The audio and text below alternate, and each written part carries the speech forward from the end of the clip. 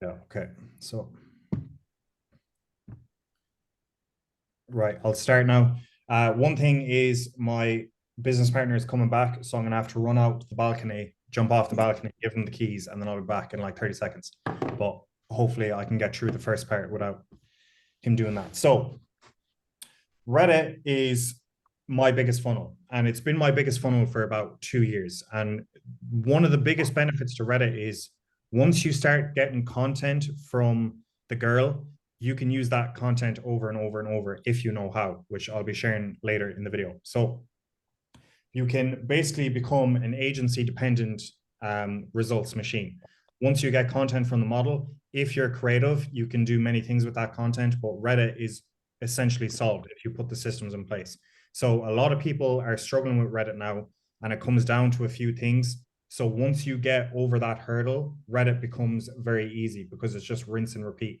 There's very little changes that come into Reddit because it's a simple platform. Every platform is follows the same structure. You post, but it's essentially you try get to the top of the subreddit as often as you can, as frequent as you can, and you're going to be successful because it's you're going to get more eyes, and the more views you get, the more successful you're going to be, the more subs you get to your account. So I've just kind of created headlines for certain things that I want to talk about, and then I've put your questions below, all the questions that you sent me, and I'm just going to run through it, and I'm just going to go freestyle. I think that's the best way. I think that's how you get the most information out of me.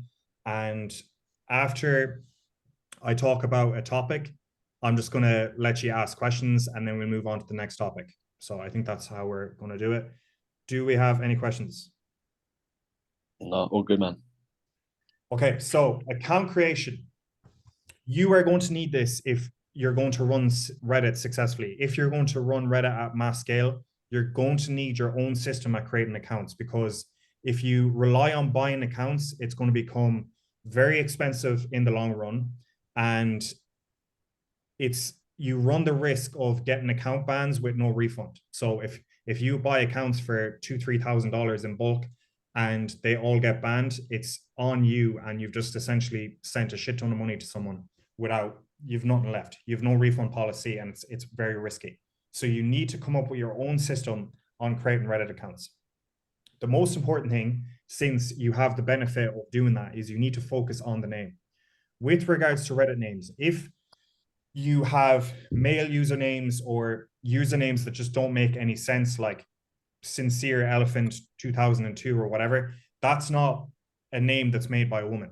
Or a name when a girl goes on to Reddit, she's not going to choose that name. She's just going to try and make it girly. So you need to make it girly. There's ways you can do this. The system that we've done is you split the name into two, and you have like a middle byproduct. So you can have feminine things like sweet, sincere, gentle, cute, baby, and you're going to have that on the front or the start. And then the second, you're going to have the name of the model. So if your name is Bella, you're just going to simply, if your model's name is Bella, you're just going to simply run through the accounts or run through all of the front names that you have. So cute Bella, sincere Bella, soft Bella, you're just going to keep on running through them. And then if the username is taken, you're going to add X's, XOs, etc., and maybe a birthday. So if usually you should put in 2000 and above, so 2002, 2003, up to 2005. That's usually the best thing that's going to work for conversions for getting verified in subreddits. So that's one of the main reasons of having a good username, is you're going to be able to get verified in subreddits once the account is aged and has enough karma. So the method of creating these accounts is you can use a bot or you can do it organically with a VA. I recommend doing a VA. And the two ways that you can do this is go on to reddit.old, or you can go on to new Reddit. If you're going on the old Reddit, you can create the username and the password, and that allows you to verify the email later on. That's if you do it on the old method. If you do the new method, I recommend buying Gmails from the guide that I've given you in the guide. Buy Gmails and create the Reddit account with the Gmail. That is the safest way, and it's the most efficient way, because you can sign in with Google and it automatically has the email verified. So that's the way we do it, but you can oscillate and you can try your own methods. If you plan on selling Reddit accounts later on and you come up with your own system, it is a good side hustle. You can sell the Reddit accounts for $50 to $70, especially if the username is good and you can karma farm properly. So the costs you're looking at are $2 to $3. If you have a VA for $2 an hour, she can probably make a Reddit account every 5 to 6 minutes. It doesn't take that long. It's literally just rinse and repeat. She's going into an anti-tech browser. You don't need a license for that because you get free 10 profiles. So you just need proxies. So you just need to give your VA proxies, $2 an hour, and you're just telling her exactly what to do. You're going to give her the first portion of the name. You're going to give her the second portion of the name, which is going to be a part of your model's name. So if your model is Cora, you're going to have all the first parts, and then Cora is just going to be the second part. And once she's done all the first parts, you're going to have maybe like 50 to 100 of those. You can just swap it. So you can do Cora on the first part of the name, and then all the second fucking types of the barrels at the end. Yeah, so cost is about $2 to $3, and it's the most efficient way, and it's going to be the most cost-effective way later on. Because right now we're running about 50 to 100 accounts, and if you're buying accounts at like $30, that gets very expensive, especially if you're running into bans. It gets very expensive very quickly, and it's just going to eat into your profit. Right, that is section number 1. Do you have any questions on account creation?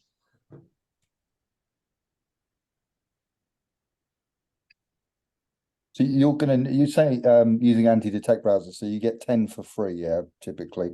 So you're gonna need to upgrade on something like Dolphin, yeah? No, so you don't need to upgrade because you're going to give the VA proxies, and she just needs to create a profile with the proxy, and then she can create 2 to 3 Reddit accounts on that profile before you'll start getting flagged. So you use the same proxy and the same profile, you create 2 to 3 Reddit accounts, and once you start creating Reddit accounts at a certain speed, the Google is going to flag you and say, slow down, you can't create accounts this quick. So then you just create a second profile on anti-tech browser and just keep going back and forth. And by the time you go back to the first one, you're going to have enough time separated that it's going to be back to normal. So you can get Reddit's okay with that, is it? Yeah, Reddit is fine. So the next portion we're going to be talking about proxies, but you can make, I would say, depending on how good the proxy is, you're going to look for fraud score. You can make 30 to 50 accounts on the same proxy. And okay. There's going to be no issue. All right, thank you. Yeah.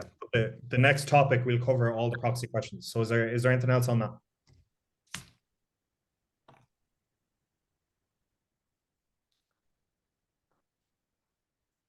Right, I'll move on. So with the proxies, when you're creating the accounts, you're going to use static proxies. And the static need to have 0 fraud score. If you don't know what a fraud score is, it's basically how safe, in terms of Google and in terms of social media companies, how they view the person that is viewing the social media. So the way to check that is Scamalytics. It's very important in dating apps because it's how they detect like shitty accounts or accounts that are just being spammed. So you go on to scamalytics.com, you type in the IP address of the proxy and you test it. And if it comes up with anything that isn't green, it should be a 0 fraud score that's green. If it comes up with anything else, the account is shit, and you need to message support or whatever proxy provider you have and say, give me a new proxy. Usually we go with IP Royal. The reason because of this, they're quite cheap, but their support is very, very good. If you message their support and just abuse them and say your proxies are shit or they're not in the correct location, because that is an issue with America, sometimes it pins it in Ukraine, you need to send them proof and they'll give you a new IP address. If the fraud score is bad, message them and say, this is not acceptable, I'm paying good money for this, give me your proper proxy, and they'll give you another one. So when you pay for the proxies with IP Royal, they'll give you what you pay for. You just need to harass them until they give it to you. Sometimes they'll be shitty, but you just need to keep pushing. So for account creation, you can use static residential proxies. The reason why we change to mobile proxies when we start posting is because you can rotate the proxy. If you use the static proxy for the Reddit accounts for posting, if you use the static proxy for more than one account and one account gets banned on that static proxy, all of the accounts that are on that proxy are going to get banned straight away. And it's just not an efficient way.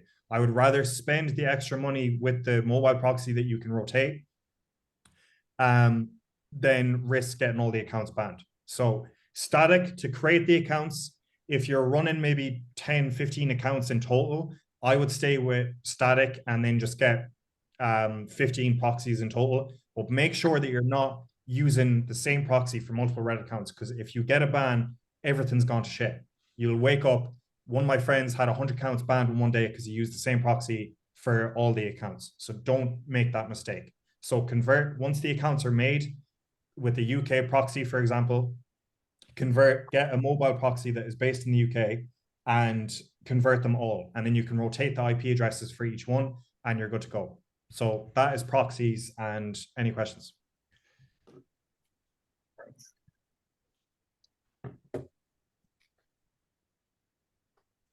So when you convert them to mobile, you can put all the ones that you've created on that same mobile proxy without an issue.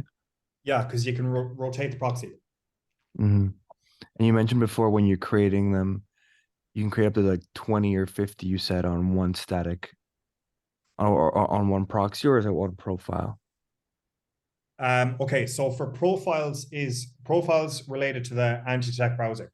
You get 10 free profiles on pretty much all the anti-detect browsers, and you can make 3 to 5 Reddit accounts on the same profile before you start running into issues where it's like, slow down, you're moving too fast. You get errors with Google and you get errors with Reddit. So that's why you just go to profile number 2 on the anti-detect browser and start making new ones.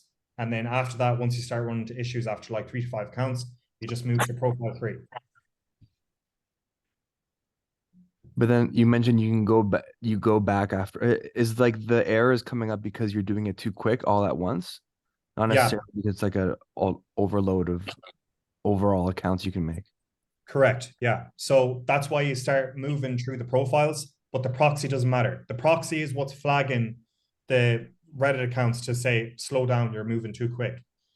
Mm-hmm. So you just move to a new proxy and a new profile, and that issue will be gone because it's a completely new fingerprint. Okay, makes sense. Okay.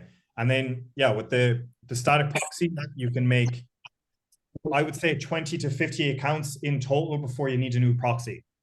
You're not going to run into issues. As long as the fraud score is super low, you should be okay. Cool. Okay, so will I move on? There's another good question in the chat.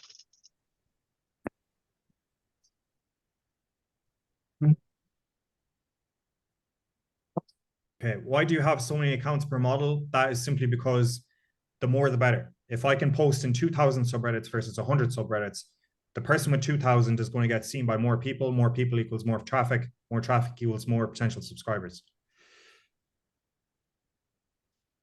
Okay, how to avoid shadow bans from static to mobile. A static proxy is based in a particular location. As long as the mobile proxy has a low fraud score and is based in the similar location, it shouldn't get a shadow ban. That's like, logically, that's like creating a Reddit account on your laptop and then signing into that Reddit account on your mobile. As long as it's in the similar location, you should be fine.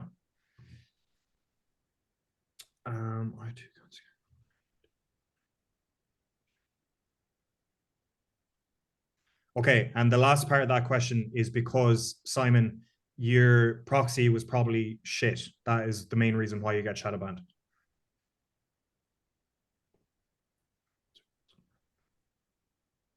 Okay, so a mobile proxy, you can rotate the IP address. So you can assign an IP address for an account. Then you rotate the IP address and set up a new account. So you do that for dating apps as well, which we can cover at a later date. But that's why mobile proxies work so well, is you just pay for the proxy and then you can constantly rotate the IP address.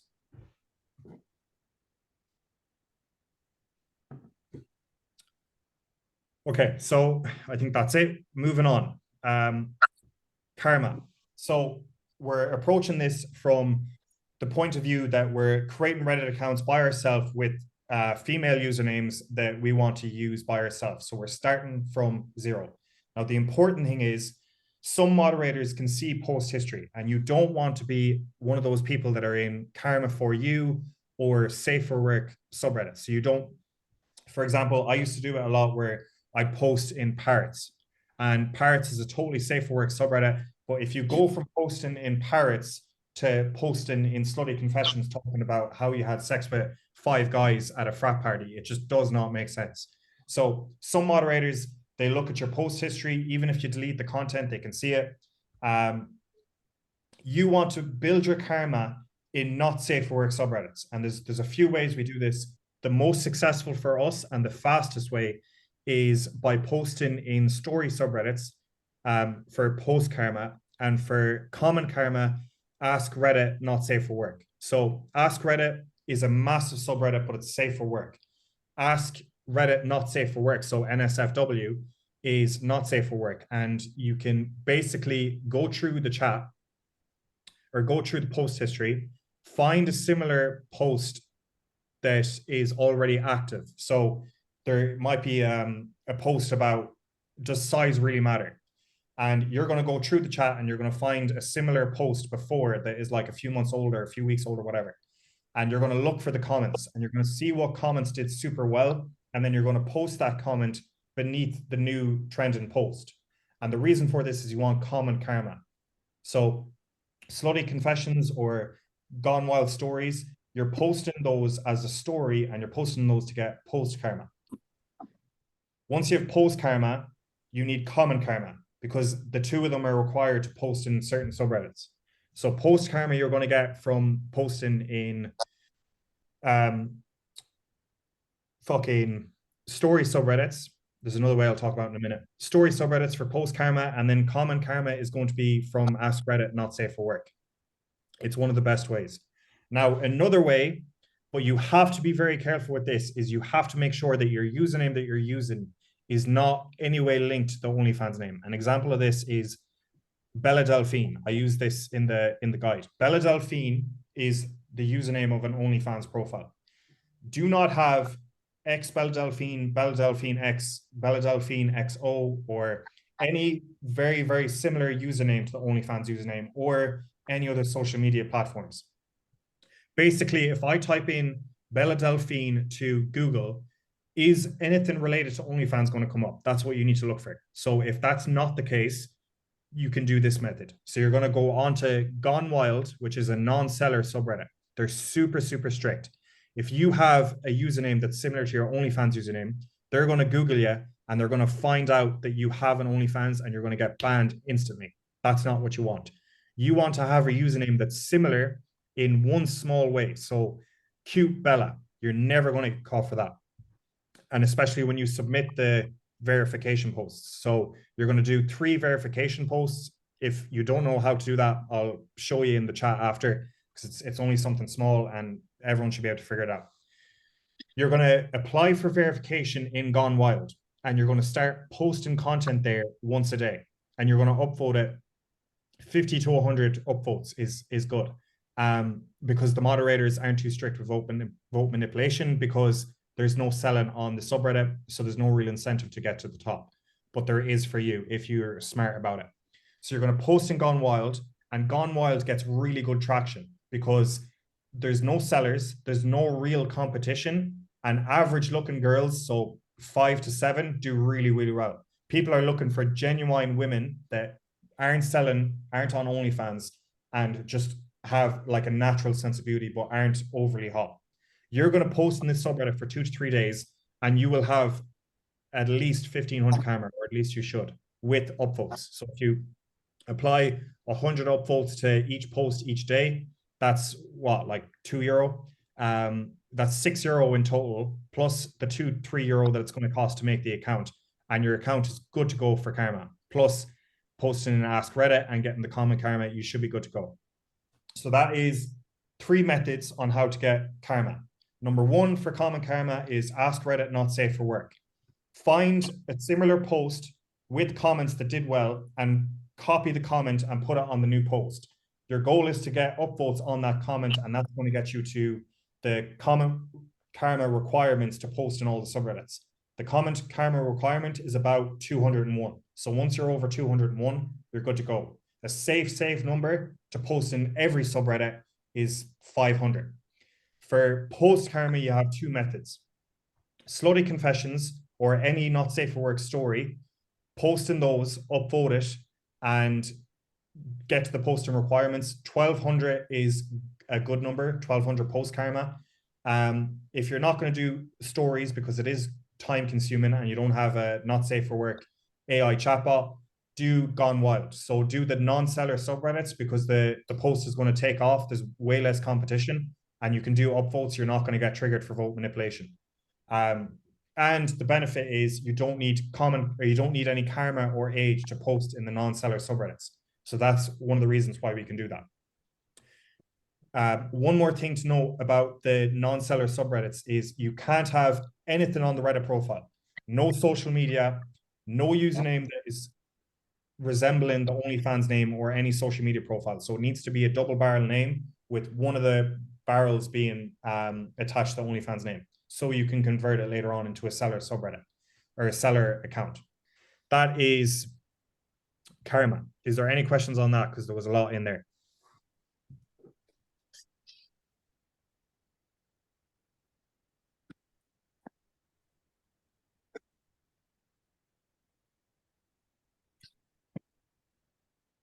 So going on the non-seller subreddits, it's strictly just for accumulating karma, and then you switch them over afterwards.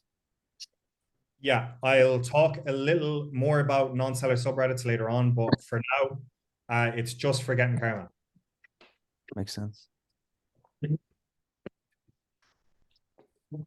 Any more questions?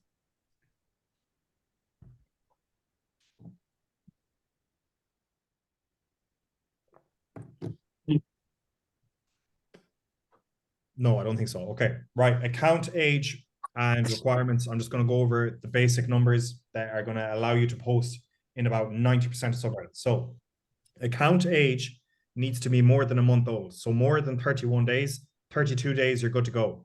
Some subreddits will be 2 months old, which is 60 days.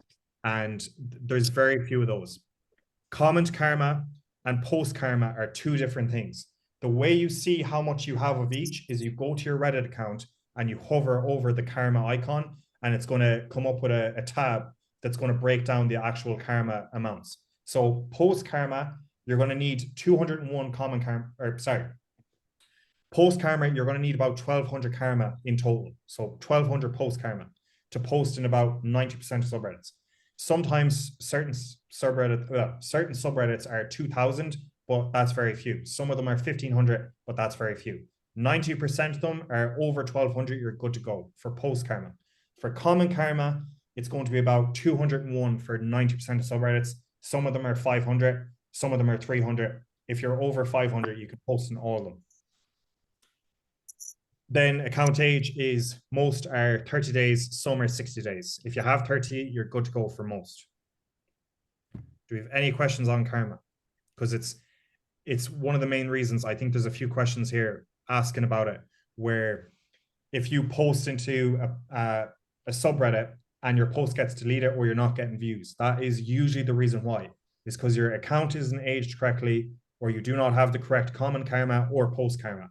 The subreddits or the mods might not necessarily tell you why, and you're sitting there not knowing, and it's just like nothing's going through, you're not getting any views. That is the reason why, is one of those three things: post karma, common karma, or the account age. Those are the reasons why, or you're shadow banned. Is there any questions on account age and requirements?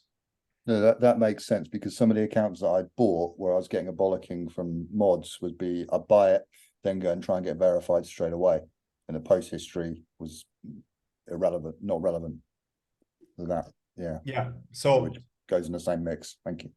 Yeah, they can see it, and it just depends on the day on which moderator is active.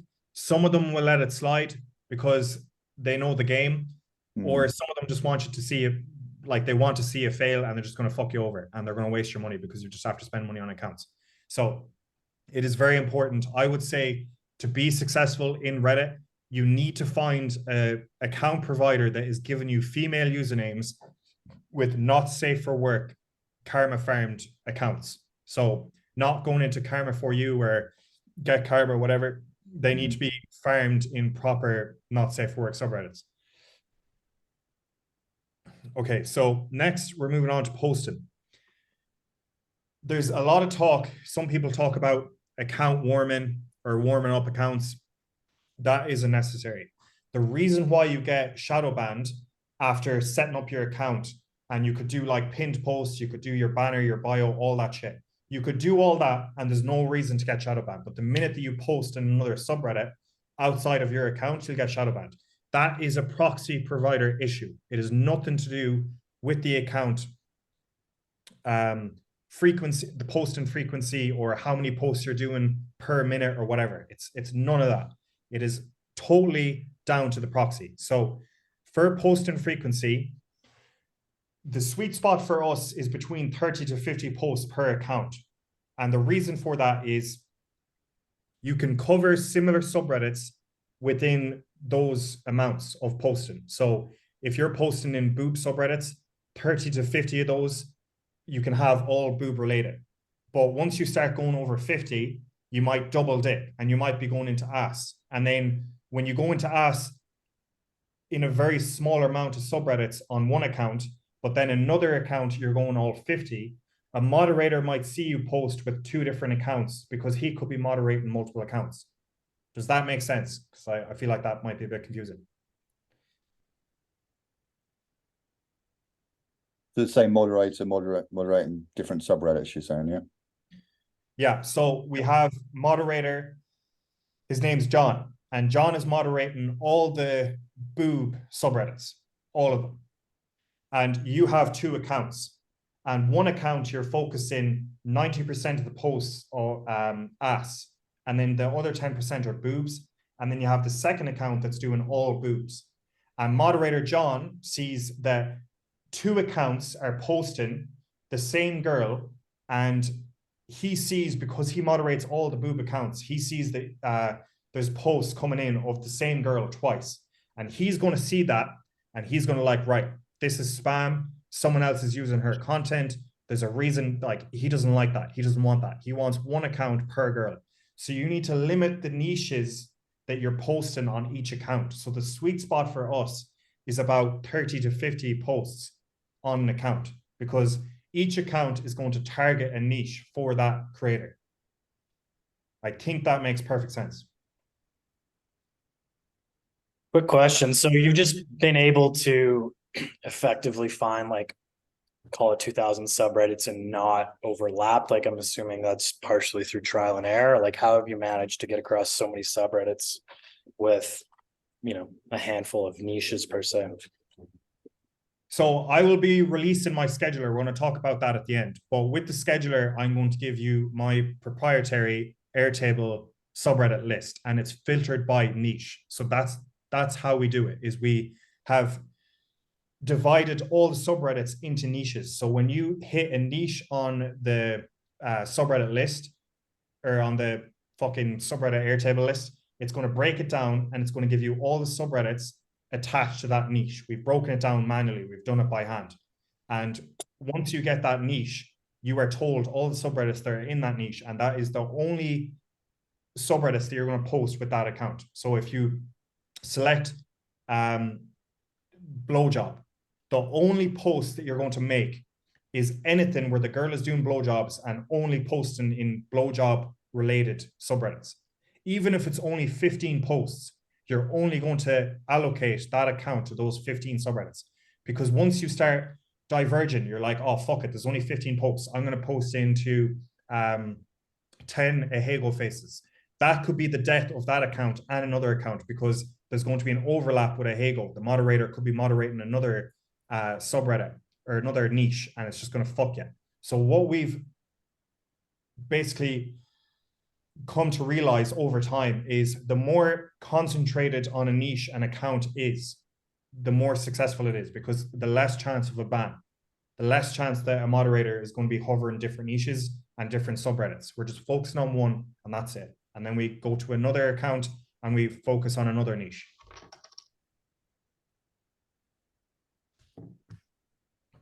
Any questions?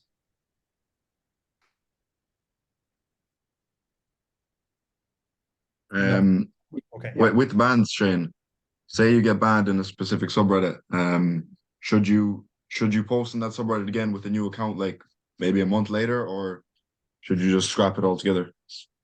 I would give it at least a month. Okay.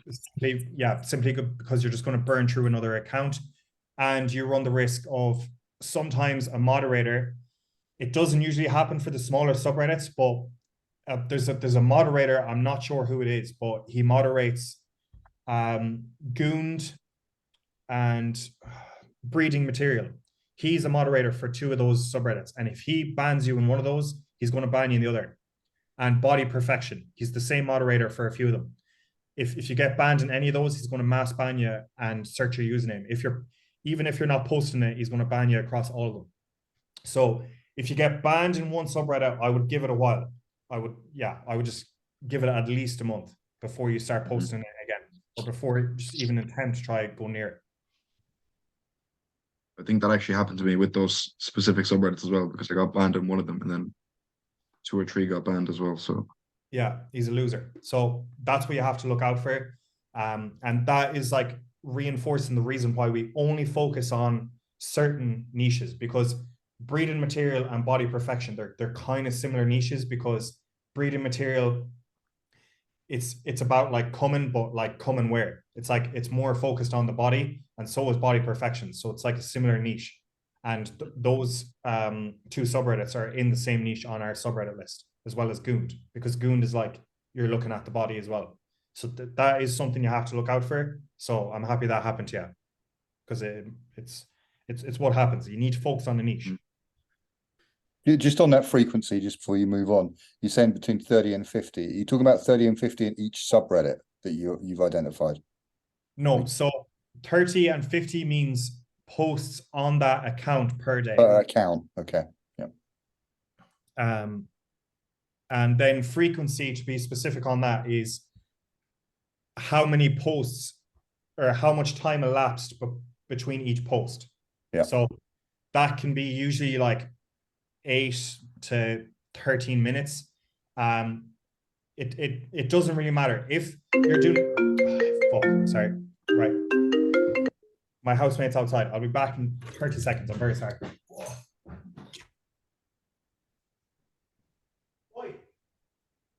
Here.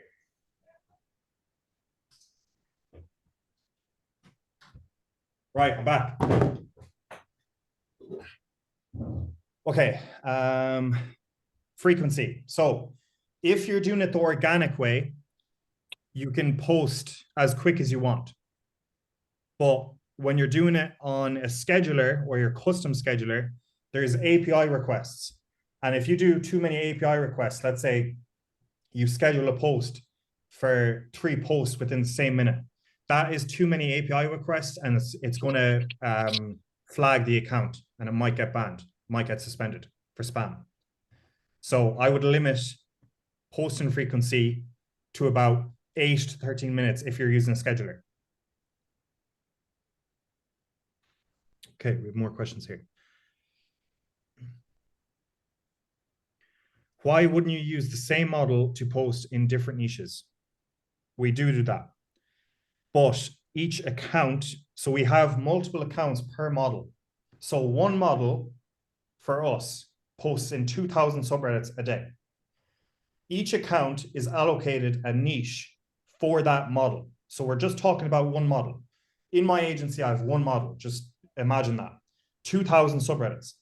Each account is allocated to a certain niche.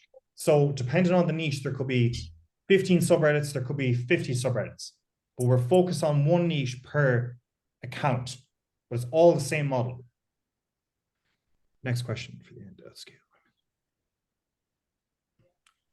Yeah, we'll talk that at the end. Okay, so wait, Shane, real quick, since you I guess like categorized each account by niche, is there like a max amount of accounts that you kind of end up seeing per model? It's about 100. Makes sense. So yeah, that works out about 20 posts per account. So it usually doesn't go over 100. Cool. Sorry, mate, would you mind saying that again? Okay, what would you like to hear again? It was just that last part with regards, I was following all the way up until then. And then it was just that last bit of maths about, because in my mind, you've got one model and it says you're posting between 30 to 50 posts for her per day in your different niches. But then that last bit of maths confused me a little from that guy's last question. Okay, so let's break it down. So we have one model, 2,000 subreddits, and let's say we have 50 accounts. So for that one model, she has 50 accounts. Yeah, so 50 accounts is going to equate, to get to that 2,000 is going to equate to about 40 posts per account. Excellent. That was exactly, that answers my question perfectly. You said between 30 to 50 per account. And yeah, that's per day, right? Yeah. And and I saw that there's and do you split that like morning and evening? I know that I saw on the chat that obviously we want to hit the US market the US fans when they're waking up in the morning. But so are you doing all of your 30 to 50 posts from that account in that time, or are you splitting it? I know you just said if you've got a scheduler, you need to leave a gap of 18 to 13 minutes between each one. But I am manually posting for one model, and at the moment I'm doing 20 in the morning and 20 in the evening. Does that make sense? Yeah, I would ask you a question. How many, so which one performs better? How many subs do you get in the morning after posting versus in the evening? Right. It's difficult to calculate because when I post in the evening, I post very late after I'm finishing chatting. And what generally happens is they kind of trickle through the night. And then in the morning, I will give well-performing posts a little bit of a boost with some upvotes for that morning time again before I start posting the new morning content. So it's basically, it's very difficult to work out, and there doesn't seem to be rhyme nor reason. But actually, if I had to say, the morning time is better. Yeah, if I had to commit to one. Yeah, I agree. So I have always had the belief system. There was a guy that I was speaking to that was doing in excess of like 600K a month with 10 models. He was very successful on Reddit. With just Reddit. Reddit was his only funnel. He used to say he used to post at midnight in the UK. So around 6 p.m. after work time for US. And that's when he used to post in Reddit. And we never agreed. I have always been in the belief that post in the morning in UK. So from 9 a.m. to midday in the UK, so that when America wakes up, you're in the hot section and you're just accumulating upvotes. So by the time America is off work and they're sitting home in their bed, whatever, you're at the top. So when they go to the subreddit, you're at the top of the subreddit, the main page of the subreddit, not on the hot section or the new posts. That's how I see it.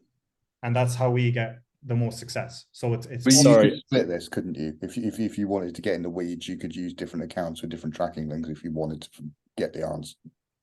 Yeah, you can do that as well. Sorry, but I think I threw you because I've got an English accent. But when I'm talking about, I'm actually over here in Mexico, so I'm on the same time zone as the US. So when I say I'm publishing in the evening, I'm talking about US time. So sort of 10, 11 p.m. in the evening US time. I'm letting those go naturally, and then US time 6 a.m. I get up, I check which ones are doing well, and I apply upvotes to any of those that are doing well to hit that US waking up in the morning market. All right, so that matches up with what I say pretty much. Yeah, it does. So for everyone that's wondering what I do, I post from 9 a.m. to midday in the morning time. So I start, let's say you're doing a scheduler for everyone else. Let's say I start the clock, I start at 9 a.m. and I'm posting every 8 to 13 minutes 30 to 50 times. I start at 9 a.m. UK time for everyone that's wondering what I do. And once I've done all the posts on that account after 8 to 13 minutes between each account, that's it. I let it sit for the day until the next day. That's what I do. So any more questions on posting? I've got a quick question. I think it was going to be at the end, but just since we're on the topic, right now I'm using a scheduler. I have my VA. The following or the day before, schedule everything the following day. I am using the same piece of content 3 times with 3 different subreddits at 3 different times. So for example, small tits, A cups, double A cups at 9 a.m., 2 p.m. and 7 p.m. for example. Is there going to be any issue with that? I find when I do that, it obviously doesn't perform as well. Is that because it's not unique content, or is that just luck of the draw, or is that just like completely shitty way to do it? It's total luck of the draw. So for using content, I wouldn't use the same content exactly, the exact GIF or picture. I wouldn't use it more than 5 times without editing it. When it comes to Reddit, the same piece of content at the same time on 2 different days could perform completely different. One could go viral and be at the top of the subreddit for a few hours. The other one could not even make it out of the hot section. When it comes to Reddit, it is total luck, because like America is huge. On a Monday, there could be bank holidays on 20 of the states, whereas another Monday, they could be all working. So it's just like it always depends, and it always comes down to the day. It really depends on just who's online, who's active in the subreddit, who's active in the subreddit that actually likes your model. It really depends. So yeah. So there's no like intermediary between being actually shadow banned and like just shitty posts. There's no like, I don't know, pseudo like throttling or something that like, I don't know. Sometimes I just feel like I just go on these like brutal dry spells, and I think to myself, like, I'm not actually shadow banned, but maybe I'm just getting not pushed. I don't know. It just seems very interesting to me. There's no in between, there's no middle. You're either shadow banned or it's the account is normal. Gotcha.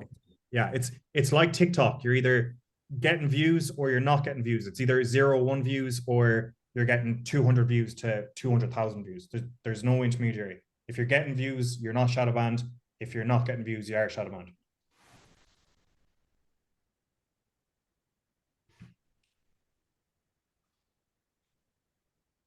Paul G, I'll just answer this one before we move on. The reason why we're able to post in 2,000 subreddits is because we have multiple accounts. So multiple accounts means we're posting more than 1 post per minute a day. There's 1,440 minutes a day. 2,000 is more than 1,440. That means we're posting multiple posts per minute, but they're on different accounts with different proxies. So it doesn't matter. Okay, right, I'm going to move on. So what to post? For us, it comes down to, when I'm talking about what to post, pictures and GIFs. Those are the 2 options you have for Reddit outside of story posts. For front-facing pictures, so boobs, face, anything that's at the front is always pictures for us. It always does the best. Even if it's like a titty drop or anything like that, forward-facing photos always do better than GIFs.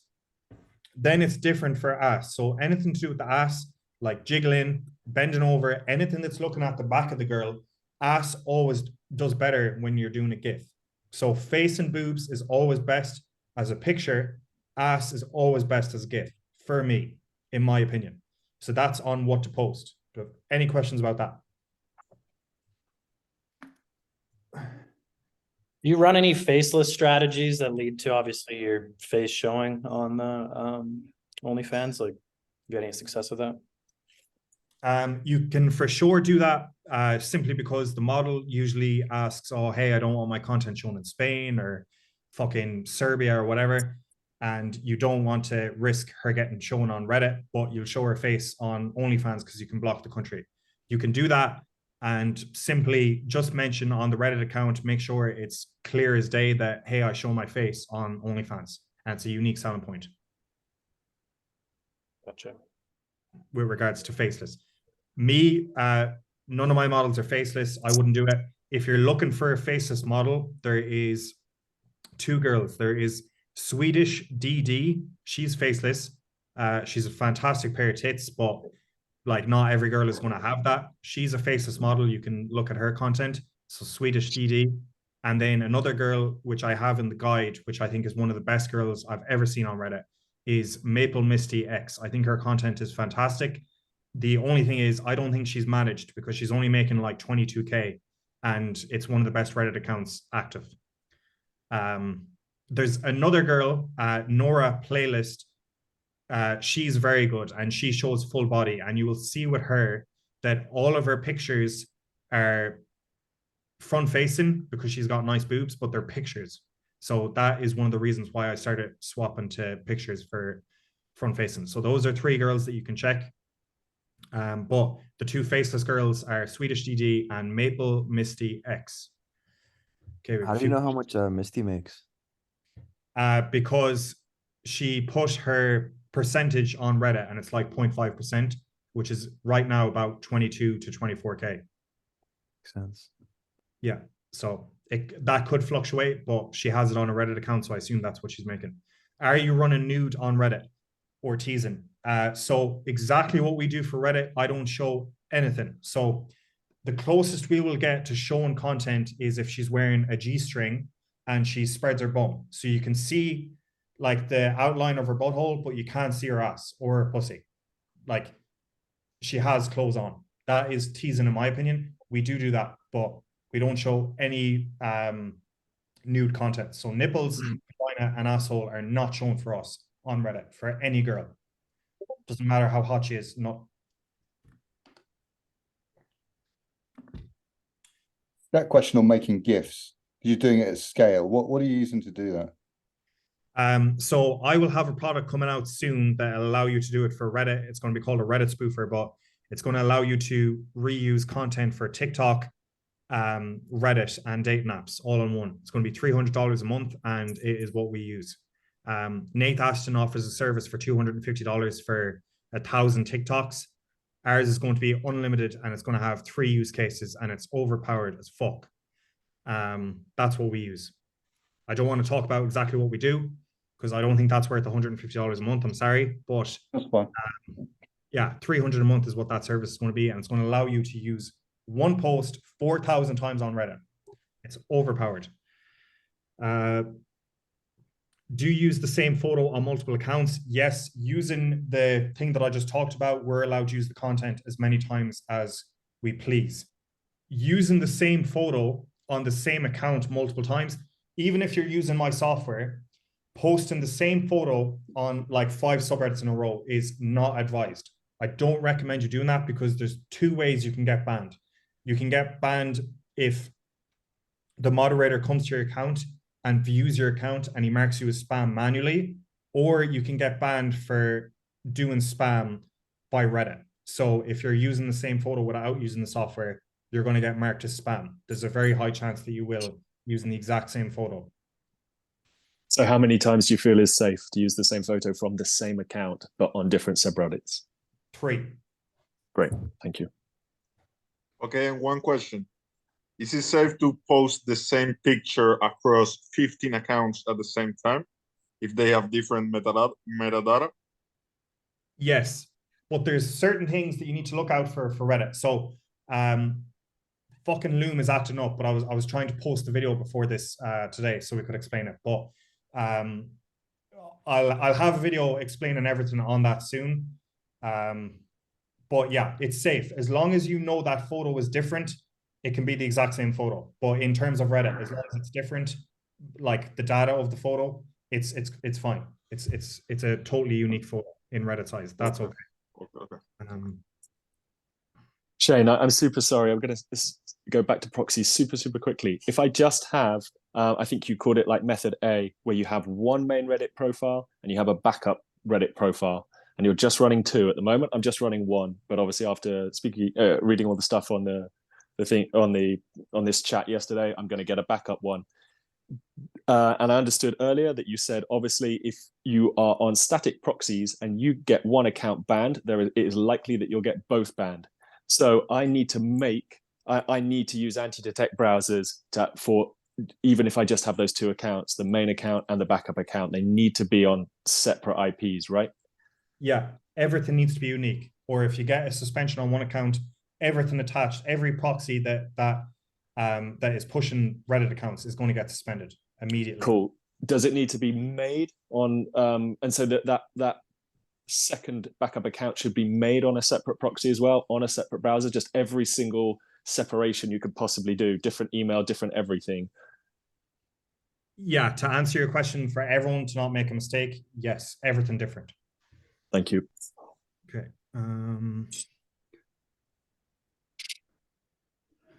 Sorry, I have one more question about subreddits. Is there like a size of subreddit that you stay out of? Like, for example, something that's like I don't know, 10,000 members, or is there like a rule of thumb that you use? Like obviously there's fewer people, but like, is there any advantage to very easily getting to the hot page or even in the top in some cases on like call it a 30,000, 40,000 person subreddit?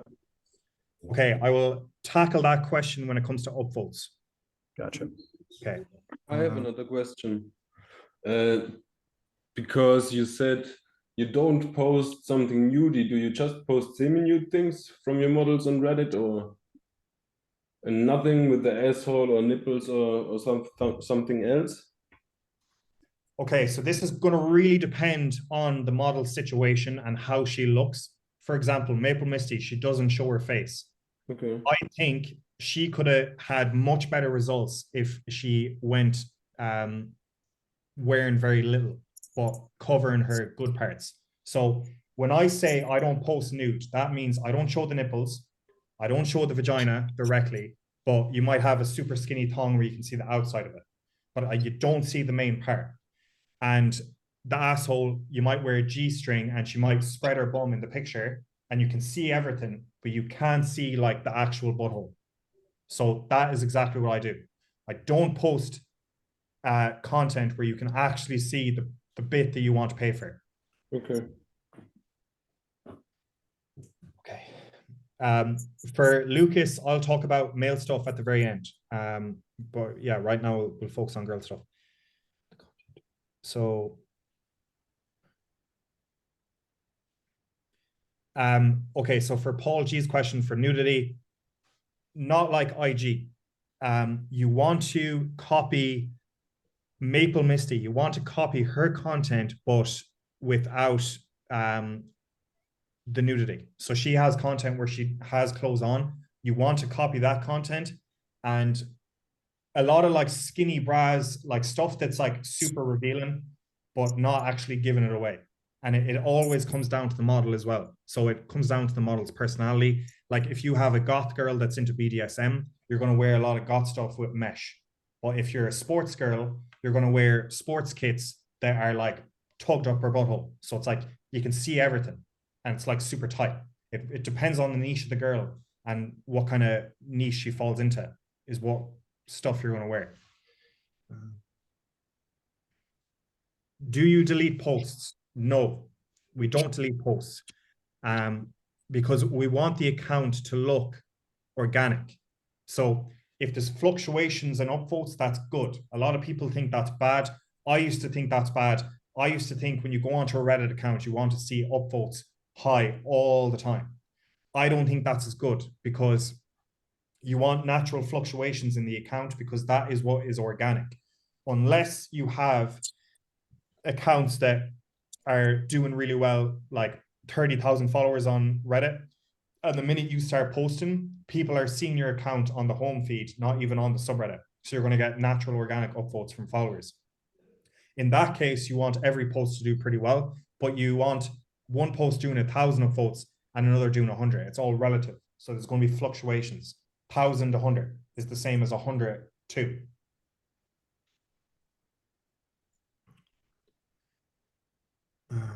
On the danger you think I am stupid, I probably am. Copy Maple Misty content, but she does full nude, riding dildos, etc. Yeah, so she, oh yeah, wait, sorry. Okay. So you're going to go on to hotleak.vip. It's OnlyFans leaked nude site. She has content there that shows her with clothes, not fully nude. But mainly, you need to copy Maple Misty X because her content is really good. The clarity, the lighting, the way the phone is facing, the angles of the photos, and the type of content she makes is very good. That's why I'm saying you should copy Maple Misty X. And my girls copy her. That's the one I gave as a template. So you're getting exactly what I tell my girls to do. And you go to hotleak.vip. It's in the guides. I'll send it here now. So it's in the chat for anyone that can't understand my accent. VIP. Wait, Shane, so you have 100 accounts per model roughly, not showing anything. No. Yeah, correct. And not showing anything. Okay. And would you not like make extra ones, just like extra accounts just for the like completely hardcore stuff, or you wouldn't recommend it? Because I've been seeing like good results doing that as well. I have both safe for work and not safe for work. Yeah, then do that. But the main reason why we don't show any content is because for us, scripts, all of our models are doing salary, and not all of them want to do phone calls and customs. So because we only pay them for 10 hours of work a month, we have to be really good at chatting and extracting as much money as we can. And the way we do that is by not showing anything on Reddit, because when they go to chat with us after subscribing, the first 2 videos of scripts are $70. So it's like, it's $25 and $50 for us is the first 2 videos. And the first video, if you look at the chatting guide, it's stripping down from clothes to bra and underwear. And then the next one is boobs and underwear. So you can see her boobs, but she still has underwear on. And we're getting $70 for that. And that's only possible because we don't show absolutely nothing on Reddit. If we show everything on Reddit, the script revenue is going to go way down, because when they unlock the first video, they see the girl stripping from her clothes to her bra and knickers. And they see that and they're just, I can just go back to Reddit and jerk off for free. So that is why we do a strict no nude policy with Reddit for our girls. But a lot of people do nude content, and that's fine. If you get good results, do it. We don't. And it's strictly because we have salary girls 10 hours a week. We have to be very creative with how we get as much money as we can. And that's through the messages.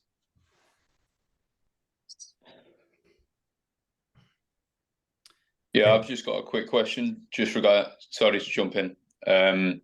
So if you had 2 accounts for one model, but on one she's showing her face, and then on the other model on the other account she's faceless, would you be able to post in those same subreddits, or do you think there is those kind of real like freaky moderators that will go in and check the OnlyFans link and realize it's the same? Absolutely. And I have an example for this. So I told this already in the chat. About a year ago, or a year and a half ago, about Christmas time, I was working, I was doing promotion for a big agency, and they were giving me methods. So I said I'd help them at Reddit and I'd teach them.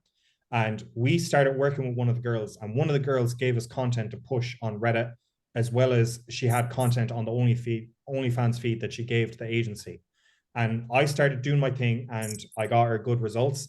And then we had a guy that subscribed to the account, went onto the OnlyFans account and seen content from a girl that was already on Reddit. So the girl that we were managing and marketing had taken content from another girl on Reddit. A guy from Reddit had subscribed and recognized the girl and had a fit, basically, because it was like, you're stealing content, this is not you. So yes, absolutely. Moderators and people on Reddit will see you exactly. And this is another thing that I don't like about AI content for Reddit. The guys will recognize the background. So if you're in a bedroom and you use AI content to face swap or to change the body, the guy will recognize, there's a high chance the guy will recognize the content that you're using, because all they do is Reddit. Once you get sucked into Reddit, that's it. You're never going back, because it's the most hardcore apart from porn. And you can never leave. You're never going to go back to TikTok after seeing Reddit. So I would advise against that. You're going to get caught by someone. Yeah, okay, got it. Okay, so how iPhone Von Enrico, how does the model manage to take pictures and videos for 2,000 subreddits with 10 hours a week? That is because I'm a genius and I have created the bot that replicates the content. So we're an agency-based results agency. Fucking said it twice. We get all the results. So that's why we're able to pay the model 1,500 a month and get away with it. But a lot of you are going to be doing 50% up to 70% splits with the girls. So you're both enticed to work hard. But we tell the girl, you only need to do this. We're approaching from a scarcity mindset. You only need to work this amount of hours, and it's more beneficial for the girl because we can take all the money. If we get a girl to 30 to 50K, we're keeping 90% of the profit. Whereas if you get a girl to 100K, I guarantee you we're making more than your profit. So that is how we have a bot that continues to churn out the content over and over and over in different ways. And that will be released very soon. Sorry, Shane, one question here. And these girls are completely fine with knowing you earn so much more than what you're paying with them? Like, have you ever had a complaint come up? Yeah, okay, right. I'll talk about this very quick. So the way we get girls on salary in 60 seconds is we reach out to girls that have an OnlyFans account already.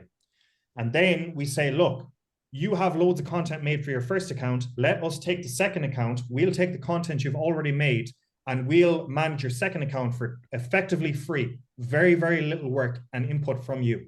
And we're giving them 1,500 a month. One of the girls is 500 a month. She's 18 from Ukraine. And we make one of the most from her. But it's a win-win because the girl only have to work a few hours a week, like 2.5 hours a week. And really, it's just to fix problems because we get the dating app content, we get the Reddit content. And once we have that, we're good to go. And then sometimes we'll do TikToks that get uploaded to a Google Drive folder that are like general TikToks, like wipe it down, that trend. And we'll input the pictures and we can make loads of TikToks from that. And we're only really contacting her saying, oh, hey, we need like 10 more verification videos for Tinder because the ones that we're using aren't working right now because Tinder aren't accepting them. It's like things like that. She's just on call. So that is the way we get girls for very little. It's because they have their own account and we're managing the second account for effectively zero work. So they're on call for 10 hours. Makes sense. Thank you. So that model only works if they have an account already and they're already producing a good amount of content on their own. Yeah, but it also depends. Like we're signing a girl on December 1st from, I won't say the country, from a country in Europe, and the average income is about 1,800 a month euro, and we're paying her $1,500, and she's totally fine with making the 1,500 and working 10 hours. And she's actually happy to do TikToks 3 times a day. It's all about how you frame it to the girl. You need to say, look, this is for you. You're going to get 1,500 a month and you're only working 10 hours a week. It's like, it's easy. It's free money. You can enjoy your life and it's loads of cash for you. It's like, you have to talk about all the benefits for them. Don't talk about all the benefits you're getting. I'm probably going to make 50K from her, but I don't talk about that. Do you connect your own bank account to the OF, or does the model see all the money not the account produces, and maybe she sees, okay, 30,000, I'll just get 1,500? Or okay, didn't so she see anything? Yeah, I'm going to answer this question and then we're going to go back to Reddit because we've deviated a lot. So with the banking, it depends on the country. So if you're in Colombia, you can't get a Wise Bank because they won't send Wise card. Well, you can get a Wise Bank, but they don't issue Wise cards. So you can't do the card payment method. So you have to do Skrill or Cosmo. With Argentina, they do Wise, Skrill, and you can do banking or you can do the Skrill, the bank card method. In Spain, you can do bank card, you can do Skrill, Cosmo. In Ukraine, you can do Cosmo, Skrill, Wise. Like it depends on which one you're doing, but whatever you do, you make the bank, you have access to the bank, and then you attach that bank to the OnlyFans account. So you have her bank account, but it's a bank account only for OnlyFans income. You take the money out to you, and then you pay her from your account. And it's only the money that lands into her account that she pays tax on. Okay. And the OF and the banks will be in her name? Yeah, but it comes down, I don't want to get into this. It comes down to what country she's in and what bank system you set up. But her main government issued bank is the one that is responsible for tax at the end. So I'll talk about this another time. We're deviating a lot here. So, okay, pinned messages. Usually we do 4 and it works out very well. And there's a few things we include. So the pinned messages is when you go onto the Reddit account, you see content that she's posted onto her account and you pin them at the top. Things you can include is on one pinned post, you do like a bio. You talk about her hobbies, you talk about her unique selling points. So if she's into fisting or fucking double penetration, or she can squirt, a Hago, things that are sexually unique to her, things that are good that separate her from other people. If she's a big feed content creator, you're going to include this in here. You're going to include height, bra size, like certain kinks and fetishes. You're basically doing a sexual bio for the girl. It's all text. Okay. Next is content available on the OnlyFans. So now you're going to do a post and you are going to do like GIFs or pictures of content that you have in the vault. So you're going to make a promo video of content that's in the vault. So like, let's say a sex tape, and there's 3 positions in the sex tape. You're going to convert that sex tape into 2-second clips of each position. So missionary, doggy style, girl on top. And you're going to convert each position into 2 seconds, combine it together for 6 seconds, and convert that into a GIF. And then you're going to upload that as one of the posts for the pinned message. And then you're going to say some of the content that is available on my platform when you subscribe. So you're not going to say in the DMs, you're going to say on the profile. So you're going to lie to them a little. And then if they try guilt trip you, you flip it back on them. So that's pinned post number 2. Then the welcome video. This works extremely well for Reddit.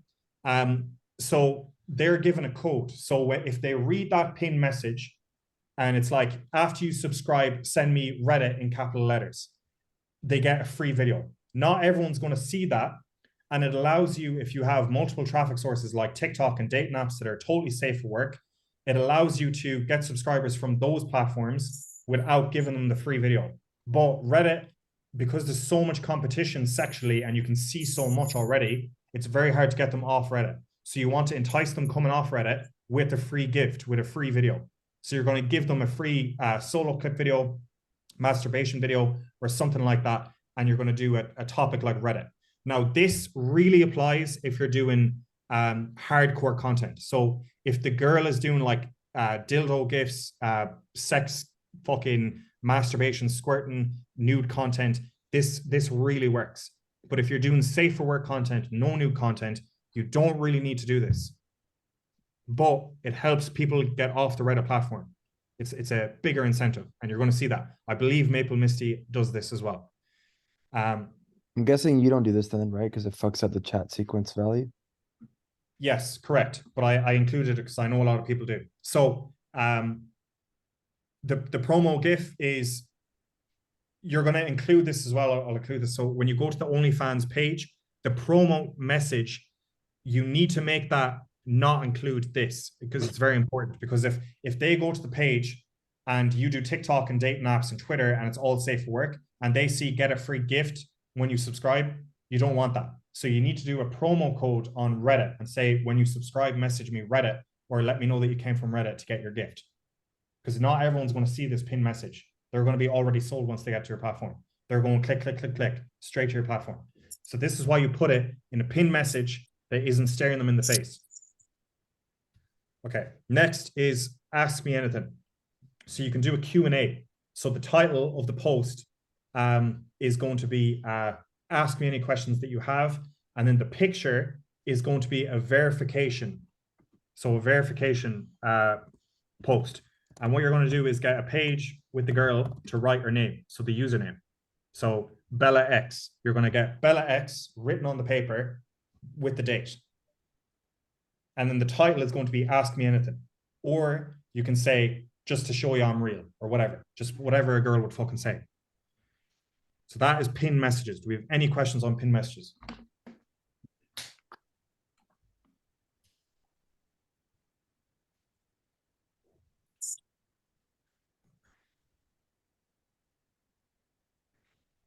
Do you ever put like sales up on the main Reddit profile?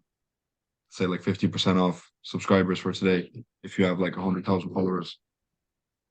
You can do See that. the Reddit people do that. Yeah, you can do that if you wish. We just run the promo on because we have Fansmetric, the CRM. I have Fansmetric and BuddyX, and I use those two because I have free licenses. That's the only reason why. I want to make my own in 2024. Right now, I have free licenses for those, but Fansmetric allows you to do auto renewal. So that's what we do for that. So we do promos on the OnlyFans platform only. We don't do anything on Reddit, but you can do that if you wish. And any more questions before we move on?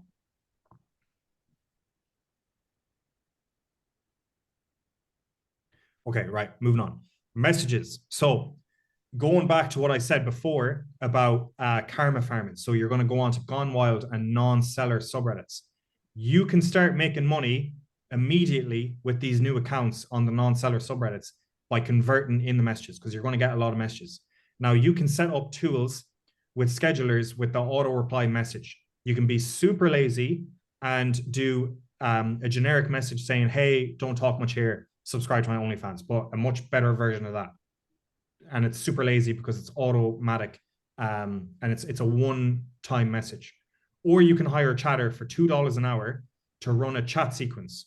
So you're going to need to learn the sequence by yourself. I would do like 2 to 3 messages and convert on the third message. So you're just telling the chatter to copy and paste messages all the time to all the messages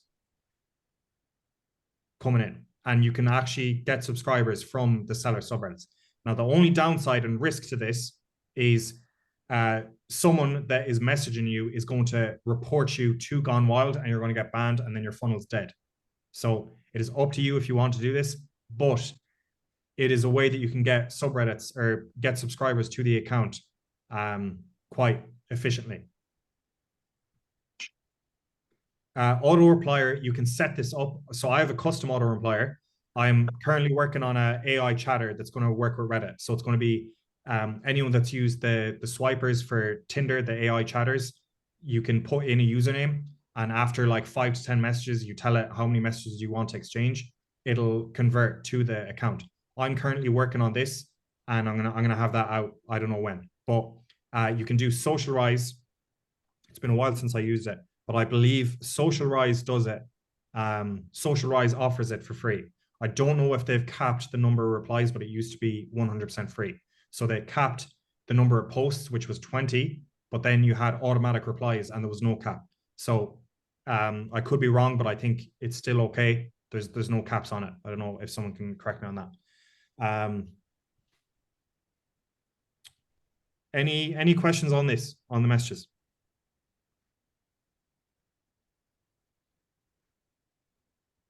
So from just again jumping in, so from what I understand, nothing to be gained from answering guys in the Reddit messages, right? Like direct messages. If you're promoting on a commercial account, which is kind of like a FetLife term, if you have your OnlyFans link on the Reddit account, that is a commercial account, in my opinion. Yeah. You can try. You can do it. Yeah, because it's just that thing of obviously like as soon as they get a line of communication to you, it's you know, they could keep watching your content and convert later on, but then they could receive a message off you now and then think, oh yeah, I might have a chance in the future of talking down the line, you know? Yeah. The only argument, the counter argument that I have to that, because a lot of people say that, is if they were going to subscribe to the OnlyFans page, they would have done it straight away. You think? Yeah, I think so. Okay. So these, I think they fall into a level. So there's people that are not going to subscribe no matter what you do. Then there's people in the middle that haven't decided yet. And then there's people that subscribe before any communication. They do their job. They subscribe without communication. Then there's people in the middle and they fall into kind of like 2 spectrums. One is like, you have to see the content multiple times and she's not answering. So, okay, fuck it. I have to subscribe to OnlyFans now to talk to her. Then there's the other side of the middle that are like, okay, I'm going to reach out to her. And okay, now we're talking back and forth. but the attention is gone. So I have to go back to OnlyFans now. So what you could do is do the chat sequence, do 3 to 5 messages. Once the message goes dead, the chatting, and he realizes he's not going to have a chance and you're not replying to him, he's going to have to subscribe to the OnlyFans. If he doesn't, yeah, he was never going to subscribe. So you can you can play around and load them in, but don't take it past like 3, 4, 5 messages. Yeah, you have to cut your attention. Yeah. And then sweet. Yeah, they're gonna cop that, okay, fucking she's not gonna text back. He's gonna text 3, 4 times. It's like, fuck it, I have to reach out to OnlyFans now. If he doesn't, he was never going to subscribe in the first place. So that is my argument for whenever people say that to me. That is my belief system on that.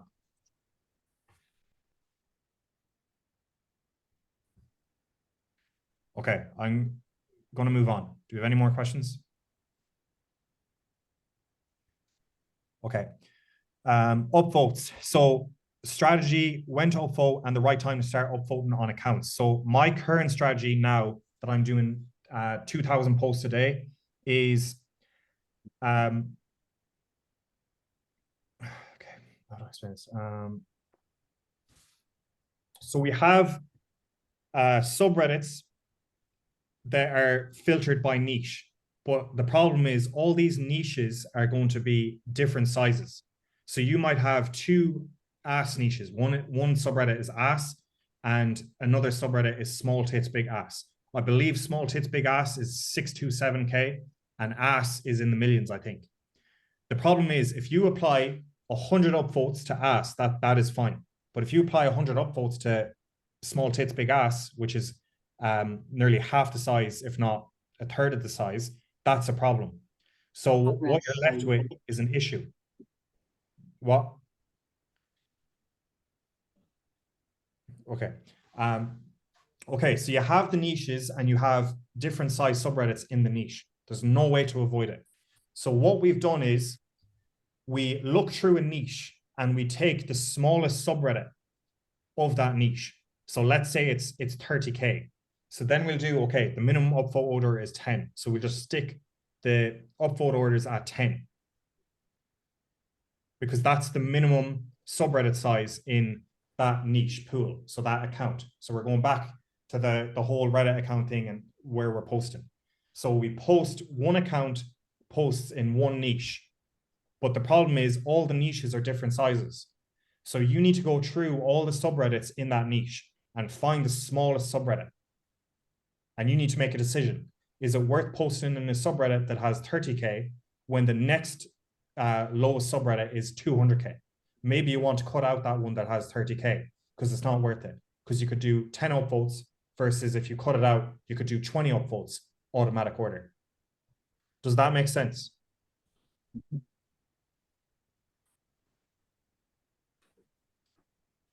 Yes.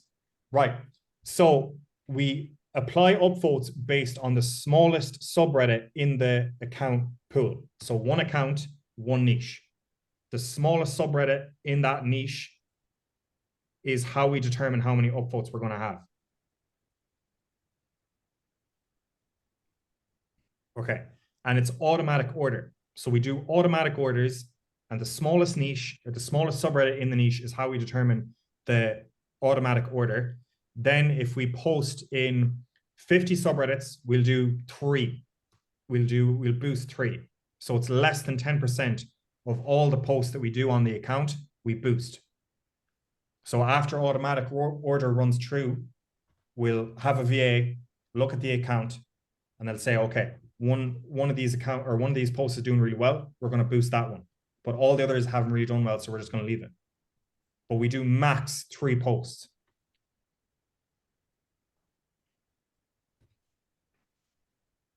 Silence. Is it good or is it bad? Is that a bad explanation or is there any questions? So sorry, just to get this straight, like you guys aren't even looking at how many views or how many people are online. You're just like, fuck it, we're just going to throw a minimum of 10 upvotes at this right off the hop. Correct. Gotcha. Yeah. We used to, so when I did the upvote course like 2-3 months ago, I wasn't running the scheduler and the system that we are now. So like literally maybe a week or two after I did that video, we started the scheduler heavy. So we've been running the scheduler for about 2 months successfully. Gotcha. Yeah. Okay. Right. Yeah. Okay. So Ollie, I'm gonna tap on this now. Okay. So the next thing is when to upvote. So automatic order is immediate. So the minute that the post goes through on Reddit, it'll start scanning the account every 2 to 3 minutes. And once it detects there's a post on the account, it'll start applying upvotes. So that's when to upvote. Then after the automatic order has gone through, so later in the day when all the posts have made, after like 2-3 hours, the VA will monitor everything, see which posts are doing well, and then boost 1 to 3 posts on the account. And we typically don't go over 50 upvotes on a boost. If it's a big subreddit, it's 50. If it's a small subreddit, less than 50, we'll do 10 boost. Okay, so that is when to upvote. So automatic order, immediate. When to do the boost, which is the next order, is after all the posts have been made, because that has given the opportunity to show you which ones are doing well versus bad. The next question is the right time to start upvotes on an account. So we have a brand new account and we're posting not safe for work content. We have karma and everything set up, but it's the first day we're actually posting trying to get subreddits or subscribers. We give it like 2 weeks. We don't start upvotes straight away. We try to get organic traffic on the account, and the organic traffic is going to lead to organic upvotes. So if you can get 1,000 followers on the account in 2 weeks, which is very manageable, it's very easy. Those followers are going to contribute to the upvotes that you get on your account. Because when you start posting, if some of those followers are on Reddit, your posts are going to go up on the main feed on his account, depending on how many people he's following, and he's going to upvote them. So you're going to get organic traffic from him, and you're going to get traffic from the subreddit of people that are directly on the subreddit. Okay, after 3-day bans, we scrap upvotes usually. It really depends on how attached we are to the account. If the account is like 4 months old or 5 months old, and we're doing really well with that Reddit account, it has a lot of followers, we might do upvotes again, but very little.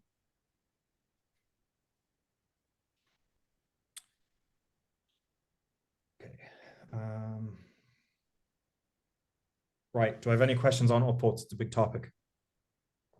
I'm just after getting a 3-day ban on an account that has 50,000 followers.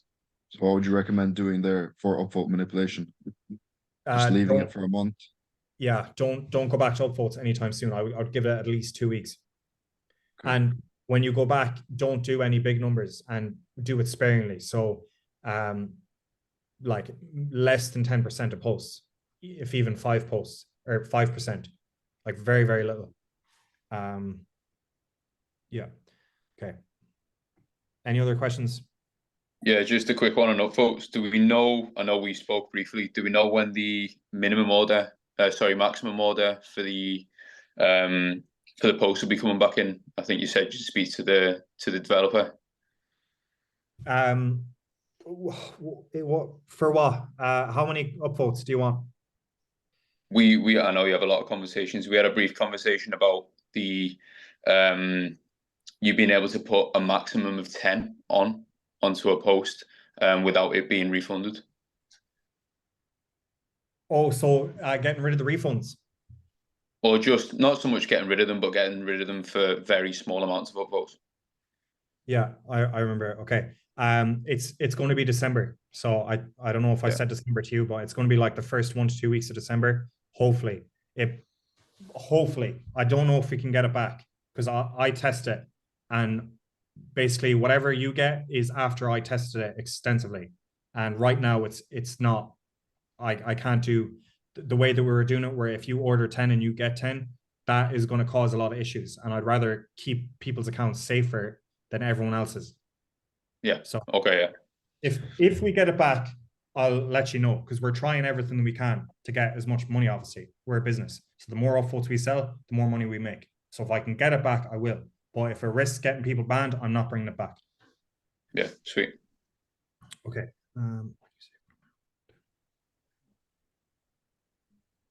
Okay, so for automatic, when you say automatic order of 10 votes, do they get slapped on immediately? If not, what rate per minute are they applied at? So we do the regular. So it's 1 upvote per 2 minutes is what we do. Things change as well. So if you watch a YouTube video from 2 months ago, that might have been different. I think I used to do fast. Things change all the time. I'm always changing things. I'm always trying to change strategies, because if you do the same thing over and over and over on Reddit, you're going to get caught. You're going to get in trouble.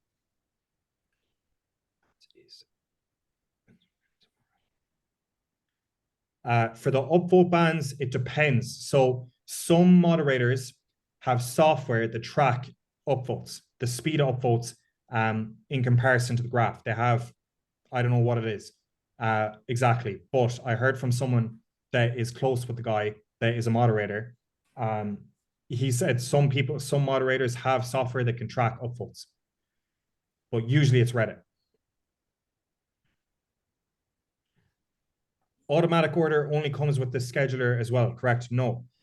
Automatic order, if you buy upvotes on only upvote, you go through the new order, or you go through the prompts. So you select options in the bottom on Telegram, and it'll come up with automatic order, and you have to input the accounts and then input how many upvotes and the speed, etc.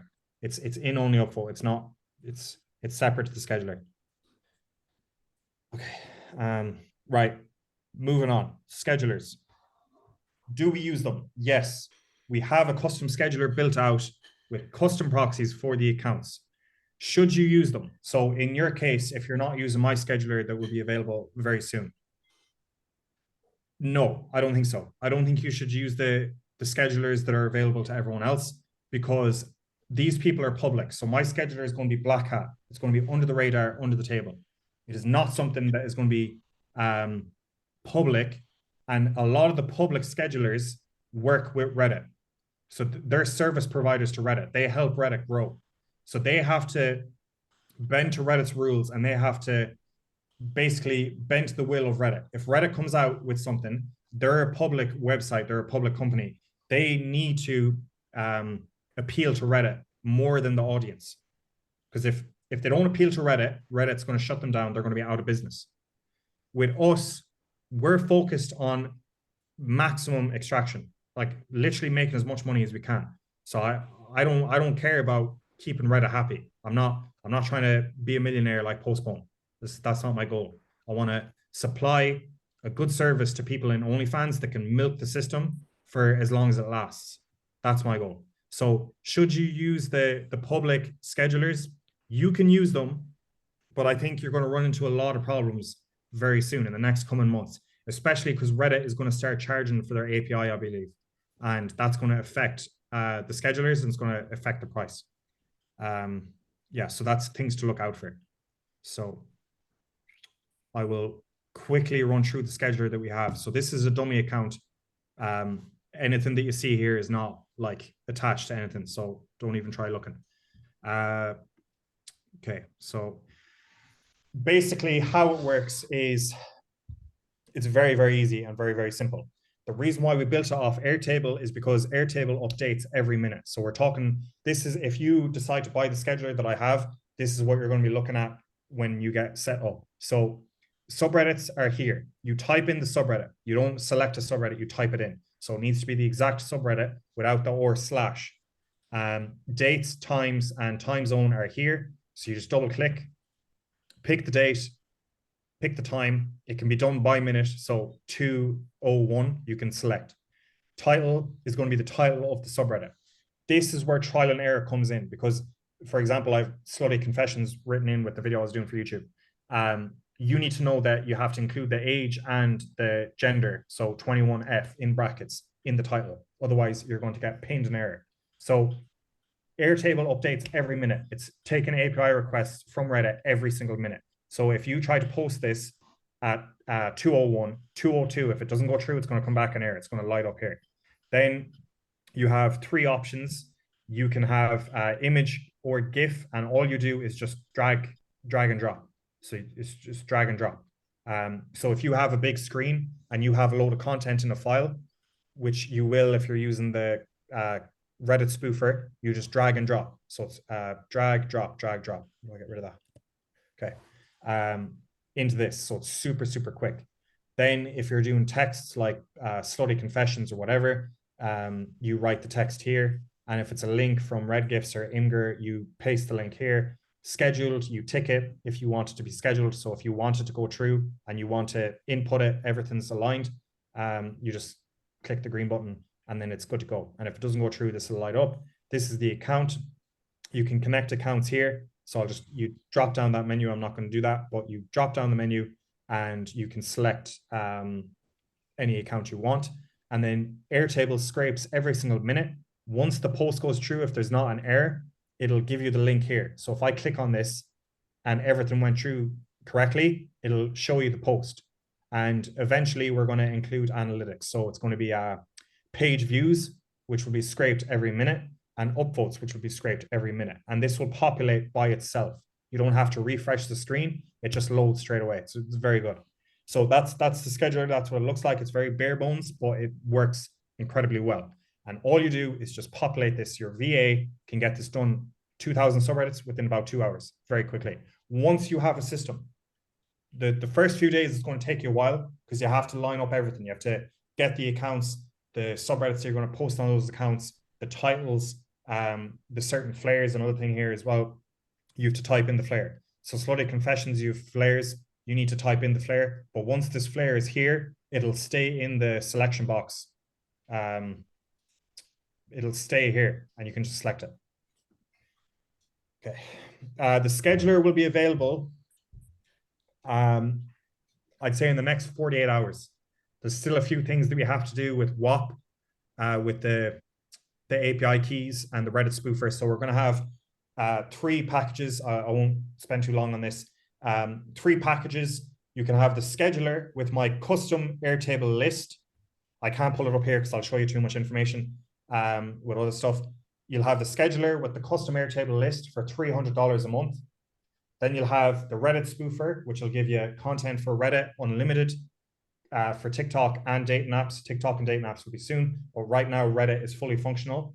And a tester, so it'll tell you if you post this to Reddit, will you get caught? It has everything combined. The Reddit spoofer is 300, and then the Reddit spoofer plus the Airtable, the scheduler, and a private Telegram group is 500 a month.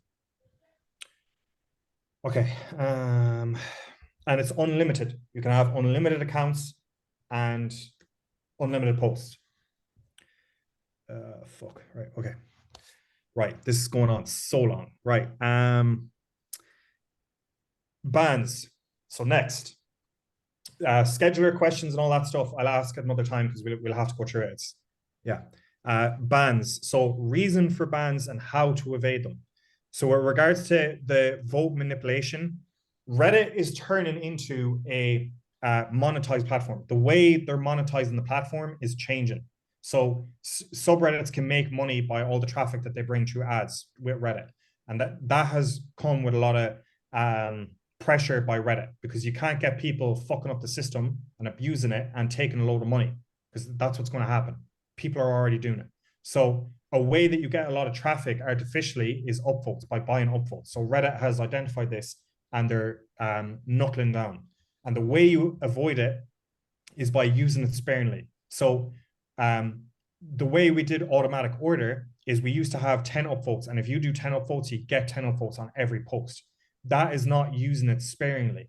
That is fucking throwing shit at the wall constantly. But now we've changed it and we're throwing shit at the wall, but we're seeing what sticks. And what doesn't stick, we take back. And that is using it a lot more sparingly. And that's saved a lot of accounts. So if we'd been super greedy and just giving you 10 upvotes all the time, if you do 10 automatic order upvotes, you're fucked. You're going to get caught. So if you're using any upvote providers that aren't mine, that are doing automatic order, and you get all the orders, you get all the upvotes that you order, that is going to give you problems. So you have to scale down. And then another way is IP addresses and shadow bans. So bans for vote manipulation or a shadow ban is a ban, same thing. Shadow bans are all to do with proxies. If you have a bad proxy, they're going to flag you, because you can do a thing where there's like grid panel proxies and they're super, super cheap. You can get loads of proxies for really cheap.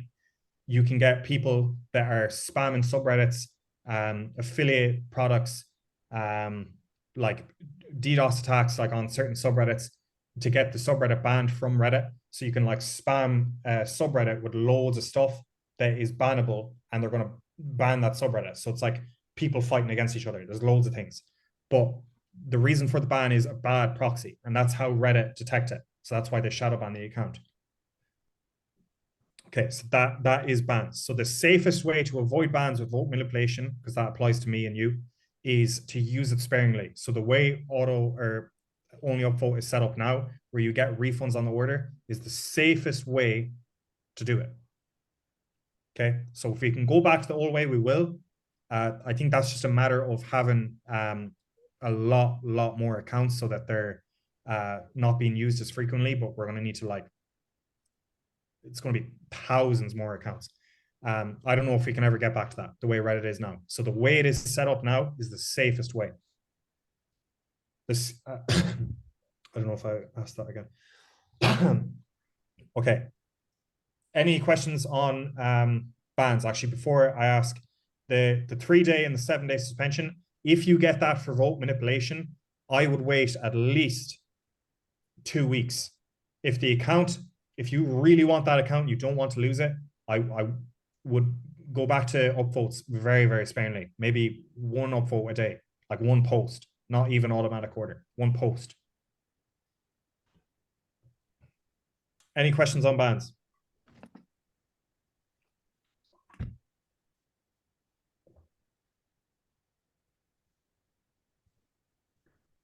No. Okay. Purchasing accounts. We're nearly at the end. Oh, wait. Okay. Yeah, right. I'll cover the scheduler costs in a minute. Purchasing accounts. Things you need to look out for. The names of the accounts. So if it's fucking Dirty John and you're looking at a girl with double D tits, not a good username. Don't try get verified. You're going to get fucked. Not good. If the account has a Reddit generated name, which is usually a double barrel name with like a slash or a hyphen or whatever in the middle and some numbers. If the account is less than 3 months old, I would try verify after a load of content is posted. Don't try verify straight away with one of those usernames without any post history. And don't go to Gone Wild.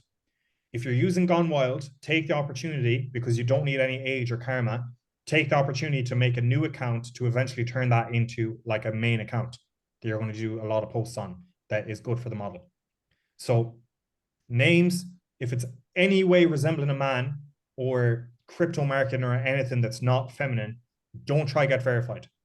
If it's a Reddit generated username, which you can see straight away, it'll be like stray elephant, obnoxious cat, whatever. It's just random shit. You need a lot of post history before. Price. So if the username is a female username, I would be looking at $40 to $100. It really depends on how good the username is. If you can get a name like Cute Bella X, that username is worth 100 and it's not overpriced. If you're looking at a Reddit generated username with karma requirements that match the karma requirements that I spoke before, $30 to $40 is good. And yeah. Okay. Next is a Karma Farm method. So I talked about this earlier on. Not safe for work. Or no, sorry, for purchased accounts. So you need to observe the ways that the account has farmed karma. Because if you try verify this purchased account, even if it has an okay name, but 6 months ago, the karma farm was done on Parrots or Ask Reddit or fucking Fast and the Furious subreddit, like subreddits that are just for getting karma, you're going to get fucked. Don't try verify that account because they're going to be able to see that. So you need to look at, when you buy the account, you need to look at the post history. and what they've been posting about. And if it's bad, if it's like not related to not safe for work content, which is 99% of the time, you can't verify that account. Just don't try. Because if they reject your verification, there's a high possibility that they'll ban you from verifications and ban you from the subreddits that the person moderates in. It's a high chance. So don't risk it. So if you buy a general username account, post in unverified subreddits, it's the safest thing. Don't try verified. You're better off, especially if you believe in the model that she's going to be around for a while, you are better off having an account that you build in Gone Wild and the non-seller subreddits, because you don't need any karma or age. Okay. Then how to use them, I've covered that. So non-verified subreddits, don't verify. It's spam. You get it, you're ready to post a non-verified subreddit, you set up the account with the pin posts and the banner, like I've shown in the guide, and you're good to go. No verification. Okay, that concludes everything that I wanted to cover today. I am going to go through all the questions. So these are questions that have been copy and pasted from everyone that messaged me earlier. And then we should have like a few more questions, and then I need to do some fucking work because I didn't think this would take so long. But this is what you paid for, so this is what you get. Any questions on purchase accounts?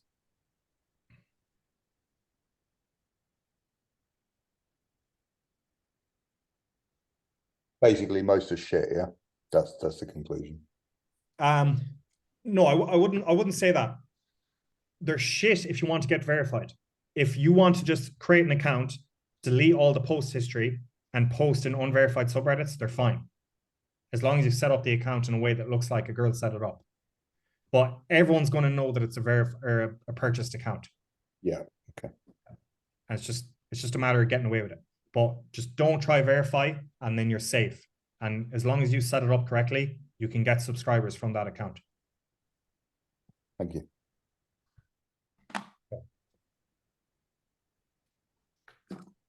Right, I'm going to move on to the questions that people asked in the messages.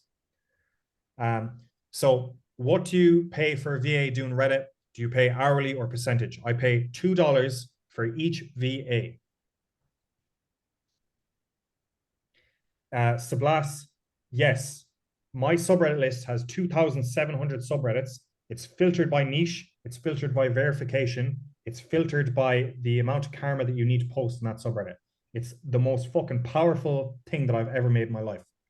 It's class. What percentage of the 50 accounts that each model has are verified on your end? Okay, so if you're going to verify, only verify one account. Because with verified subreddits, the moderators that are usually attached to the verified subreddit are in all the verified subreddits. So you won't typically find a verified subreddit or a verified subreddit moderator that moderates a verified subreddit and an unverified subreddit. Like the guys that moderate Gone Wild is a non-seller subreddit. Most of those guys moderate all the other Gone Wild subreddits that are non-seller. Like there's different deviations and iterations of Gone Wild that are non-seller. Most of the moderators are the same in those accounts that you have to verify for the subreddits. Yeah, so if you're going to verify, do one account, and that needs to be the big boss, like the big man. That's the long-term account that you're going to do like 10 to 20 posts in. No spam, super safe, looks like a girl, looks like a human, really good username, organic traffic, not spamming up votes. Like that's what you need to focus on if you're going to verify.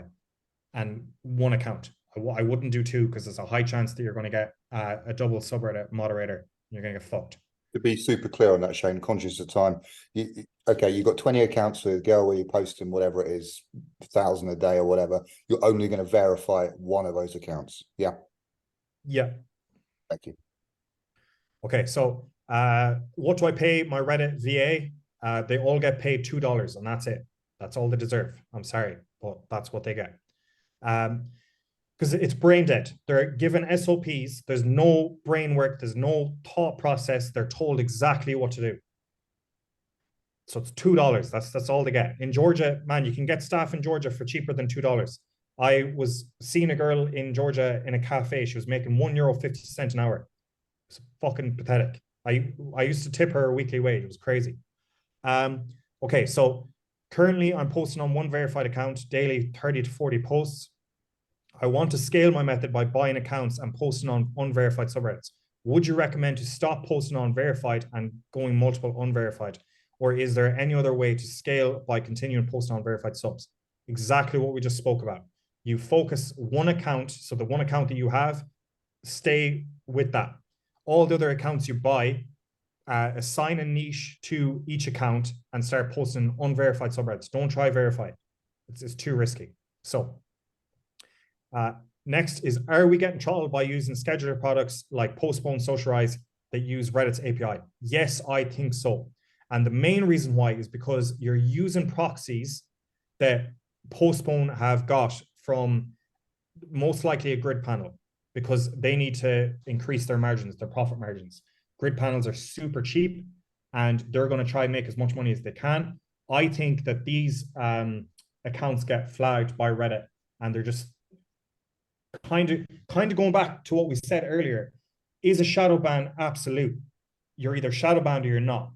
When it comes to schedulers, I think they just, it's like having an asterisk on the account, in my opinion. So that's why we built our own.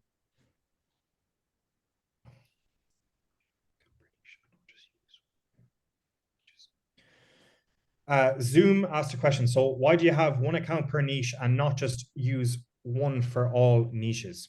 The reason why is because a moderator usually moderates a certain niche, and we don't want to cross promote in different niches, because if we get banned in one account, we're going to get banned in all the accounts.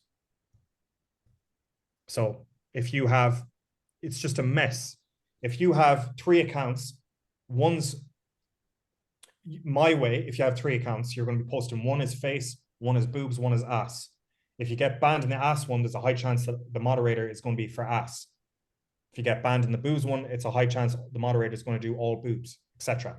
If you do the fucked up way like Zoom and you just throw fucking posts into random subreddits, 3 of the counts, the chance of a moderator moderating a subreddit that's in all 3 accounts is higher, because you're just messing around all the niches. So if you're not clear on that, when I send this video into the chat, you're going to get the recording, and I discussed this in detail at the beginning. Okay,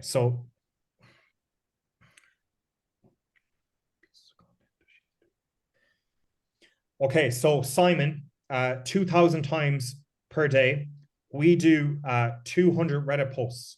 So 200 Reddit posts a month is what we get from the model, and we're able to sustain our posting. Okay. Okay, so when and how should we use RedGifs links? Currently, I'm just uploading GIFs directly because I've heard a lot of links hurts the account. Okay, so links don't hurt the account. What hurts the account is if you're on Reddit and you don't put the link in the correct format. So you have to cut the link short. So for RedGifs, you have to cut at RedGifs. So when it starts www. or https / fucking whatever www. You need to cut that. And when you cut that, it will show in the subreddit as the GIF. But if you don't cut that, it'll show the link, and you'll have to click on the link to see it, to expand it. So that's why links hurt your conversion, is because if you don't put it in the correct format, when you go to Reddit, it's not going to show the GIF, it's going to show the link, and you have to click it to see it, and they're going to scroll past it. Is posting the same piece of content 3 times in one day at different times in different subreddits hurting the account?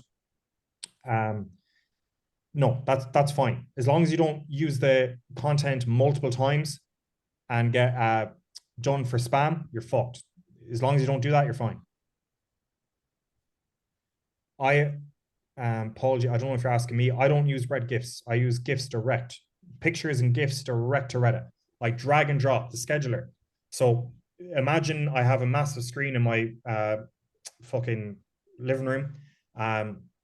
I have the file here of the GIF content or the pictures or whatever that's already been ran through the Reddit spoofer.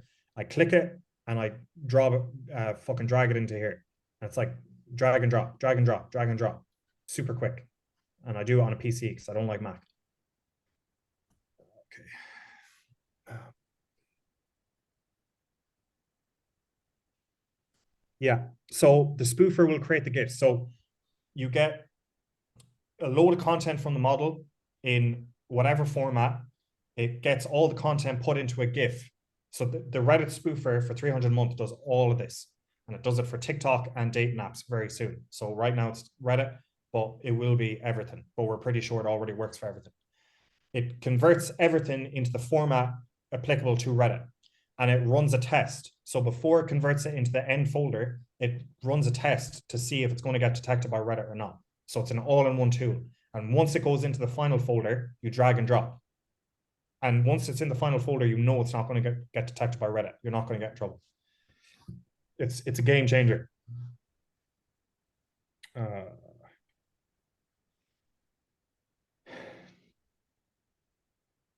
Do you give posts a boost of upvotes at the beginning, regardless of the 1 to 20 view rule, or do you simply wait a bit to see if it gets traction first? I have a subreddit service I'm using, and all of the posts get a minimum of. So we just pick 1 to 3 posts to boost, and we just pick the best ones.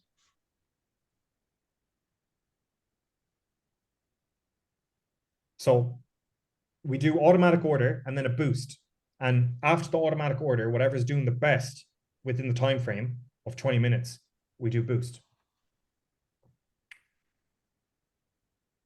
Would you recommend the model make subreddit specific content or just make general content of different parts of her body? So this comes back to our strategy. We do niches. So for boob niche, we do all boob style content. So we'll do like a t-shirt and we'll roll the t-shirt up just so it's covering the nips and you can see the underboob. And that's a style of content. Or we do like content where we squeeze, the girl squeezes her tits together. It's like, it's focused on the niche. We focus on the niche. Also, with regards to multiple accounts, my main model is quite heavily tattooed, so she's very recognizable, and most secondary accounts I've made have resulted in a lot of comments saying that I'm stealing content from our main profile. Is this something? Yes, this is what I'm saying. People on Reddit will recognize you straight away. So you have to niche down the content. So a guy that goes on to a tattoo subreddit, let's say, he's interested in tattoos. So all of the tattoo subreddits you have to post on as a niche, because there's a high chance he's going to be floating around another subreddit along with the moderator, and he's going to find the model. And then he's going to start complaining, and then he's going to report your account. And he probably has 4 accounts that he likes to target different niches of girls when he has a wank. So he's going to report you on all 4 accounts. And then he's going to get his sim friend to report you as well. So you have to niche down, but it is a problem, yes. Posting 2,000 posts a day, you run into this, but it's like nothing you can do. We're trying to make money.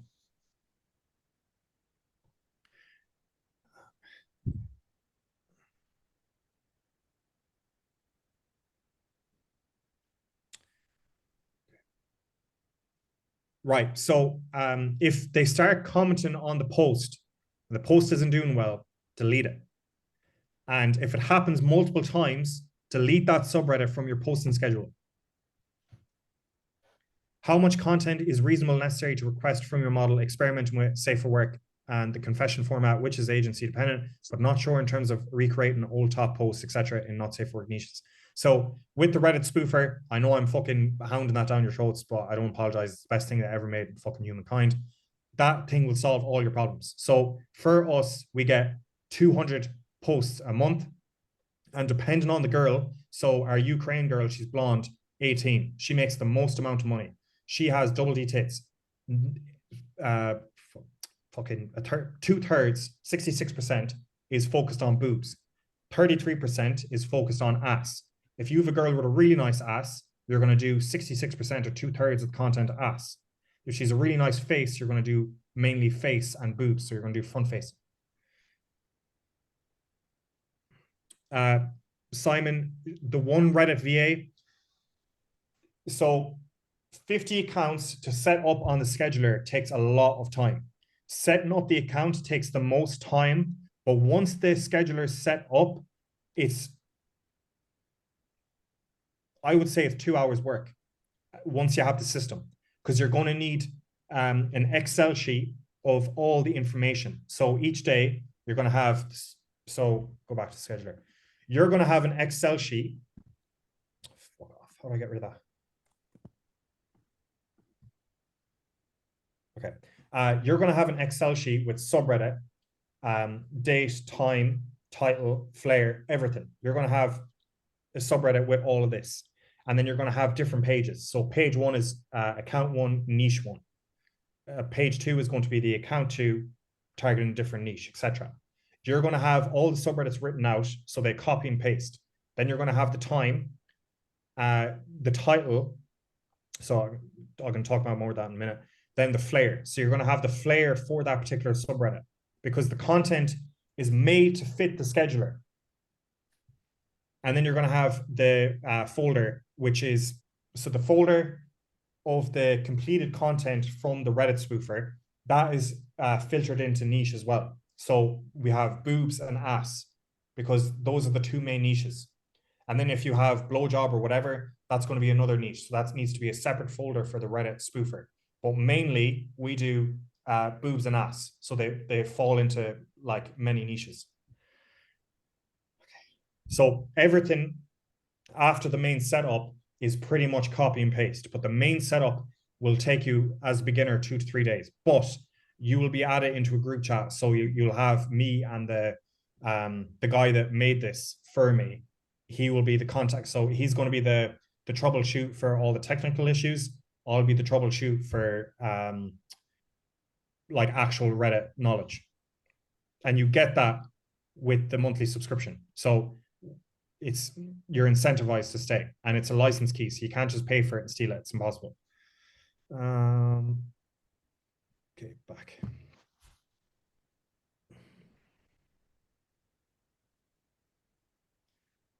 Okay, so the content question is 200 per month is what we ask.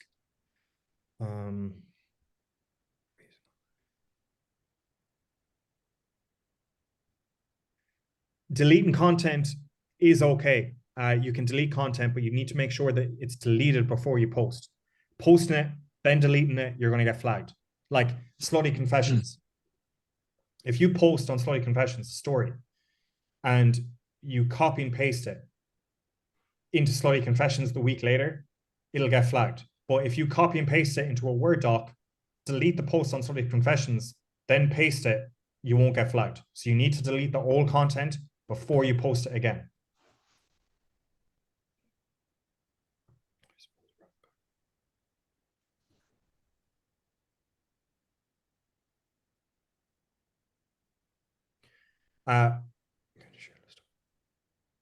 Alex, can I share the list of subreddit niches? I'm not giving that away in this group for $150 a month. It's way too much.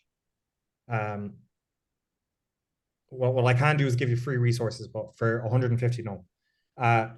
Okay, so with Reddit's new API changes, do you foresee the platform to be viable to be able to generate traffic 6 months from now without going 100% Black Hat? No, I don't think so. I think Black Hat is the way. The way that I'm teaching you how to do it with the tool that I'm going to give you is the way to succeed. The next level is to become the landlord, is to be owning subreddits, which is what I'm trying to do now.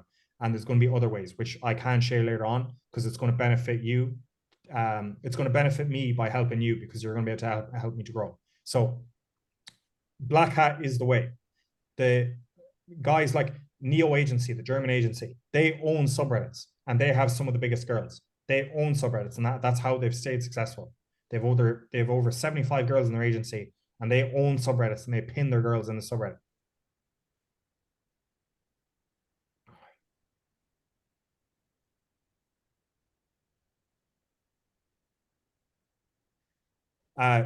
So this question about how much content you need to request with regards to posting frequency, if you have the Reddit spoofer, your own or mine, you can do as much as you want. If you don't, you need to come up with a system where you're deleting old content before you post new content. 200 posts is what we take for the system we have. What is the process that should be done once an account gets warming for upvote manipulation? 3 to 7 day suspension for upvote manipulation. Should it be turned into an organic poster, yes. If you have an eternal affinity to that account, you don't want to lose it, don't upvote on that account again. Or at least very sparingly, one post after a month, one post a day. Switching posts or switching subreddits won't matter. It's Reddit that's scanning it, not the subreddit. But actually that's a lie. Certain moderators will have upvote detection software. What do you think about the suicide account method? Buying accounts, warming them up slowly for 3 days, and then bombing them with upvotes and posts to get them to the top. A lot of subreddits getting a ton of exposure, but spend a lot and just repeating the multiple accounts. If you have designed a system where you are net profitable, you're positive, do it. It's like paid traffic, like creator traffic. You're paying like $9, $12 per sub, but your average order value is $24 for that traffic source. And with the model split, you're still profitable, do it. But I don't do that.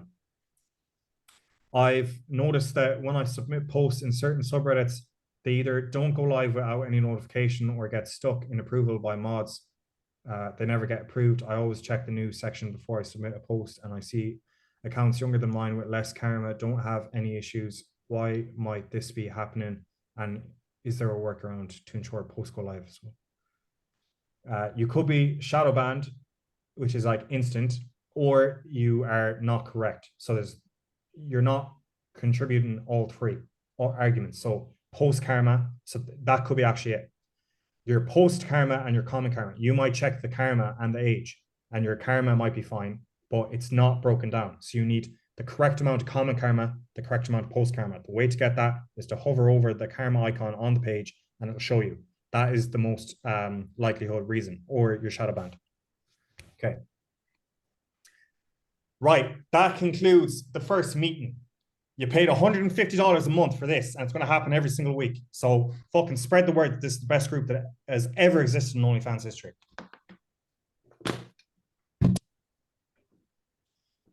All right, thank you. Are you going to be setting up an affiliate thing, Shane, for this group? Yes, if you want an affiliate, message me. I have to generate it per person, but I do an affiliate. It's 20% for the first month.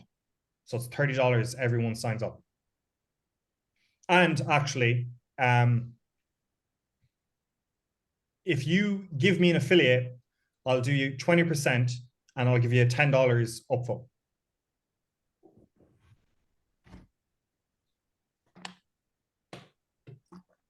Right, any questions?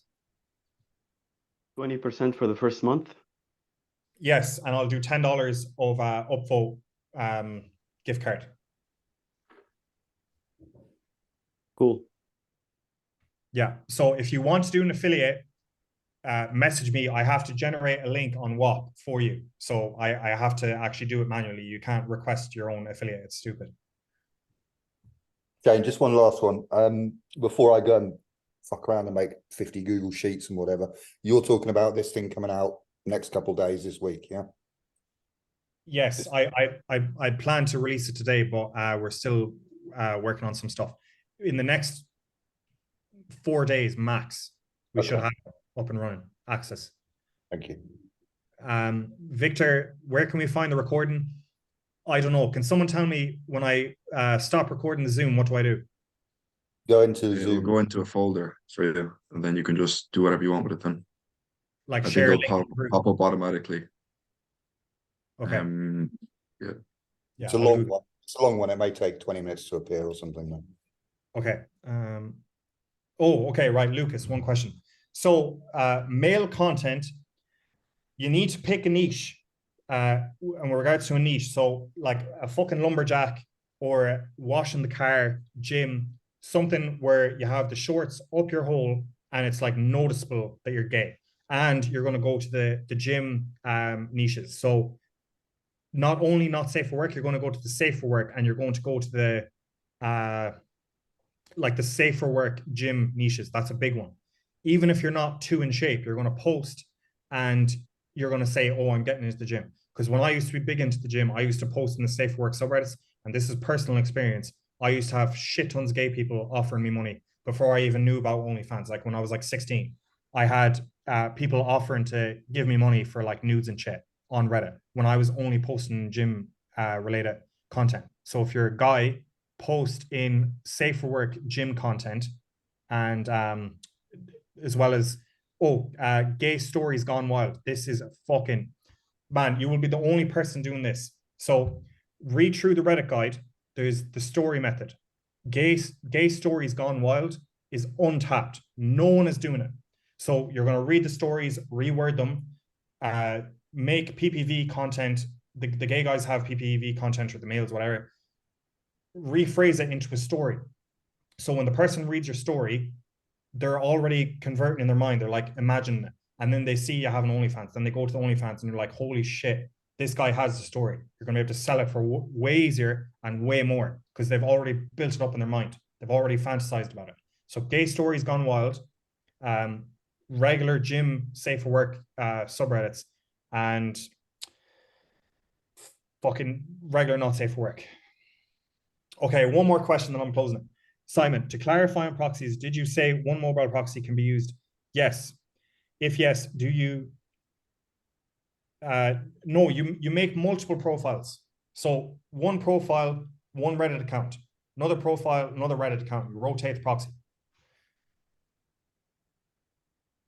How many proxies we use per one model? It depends on how many accounts we have. It's one proxy per model. But the mobile proxy you can rotate multiple times. So ask me these questions in the chat. I need to go. I've so much work to do. I didn't think it would take this long. Right. Good luck, everyone. Bye-bye. Have a nice day. Okay. Bye. Thank you, mate. Okay. Thank you for the call. Yes. Okay. Bye-bye. Bye-bye. Bye-bye.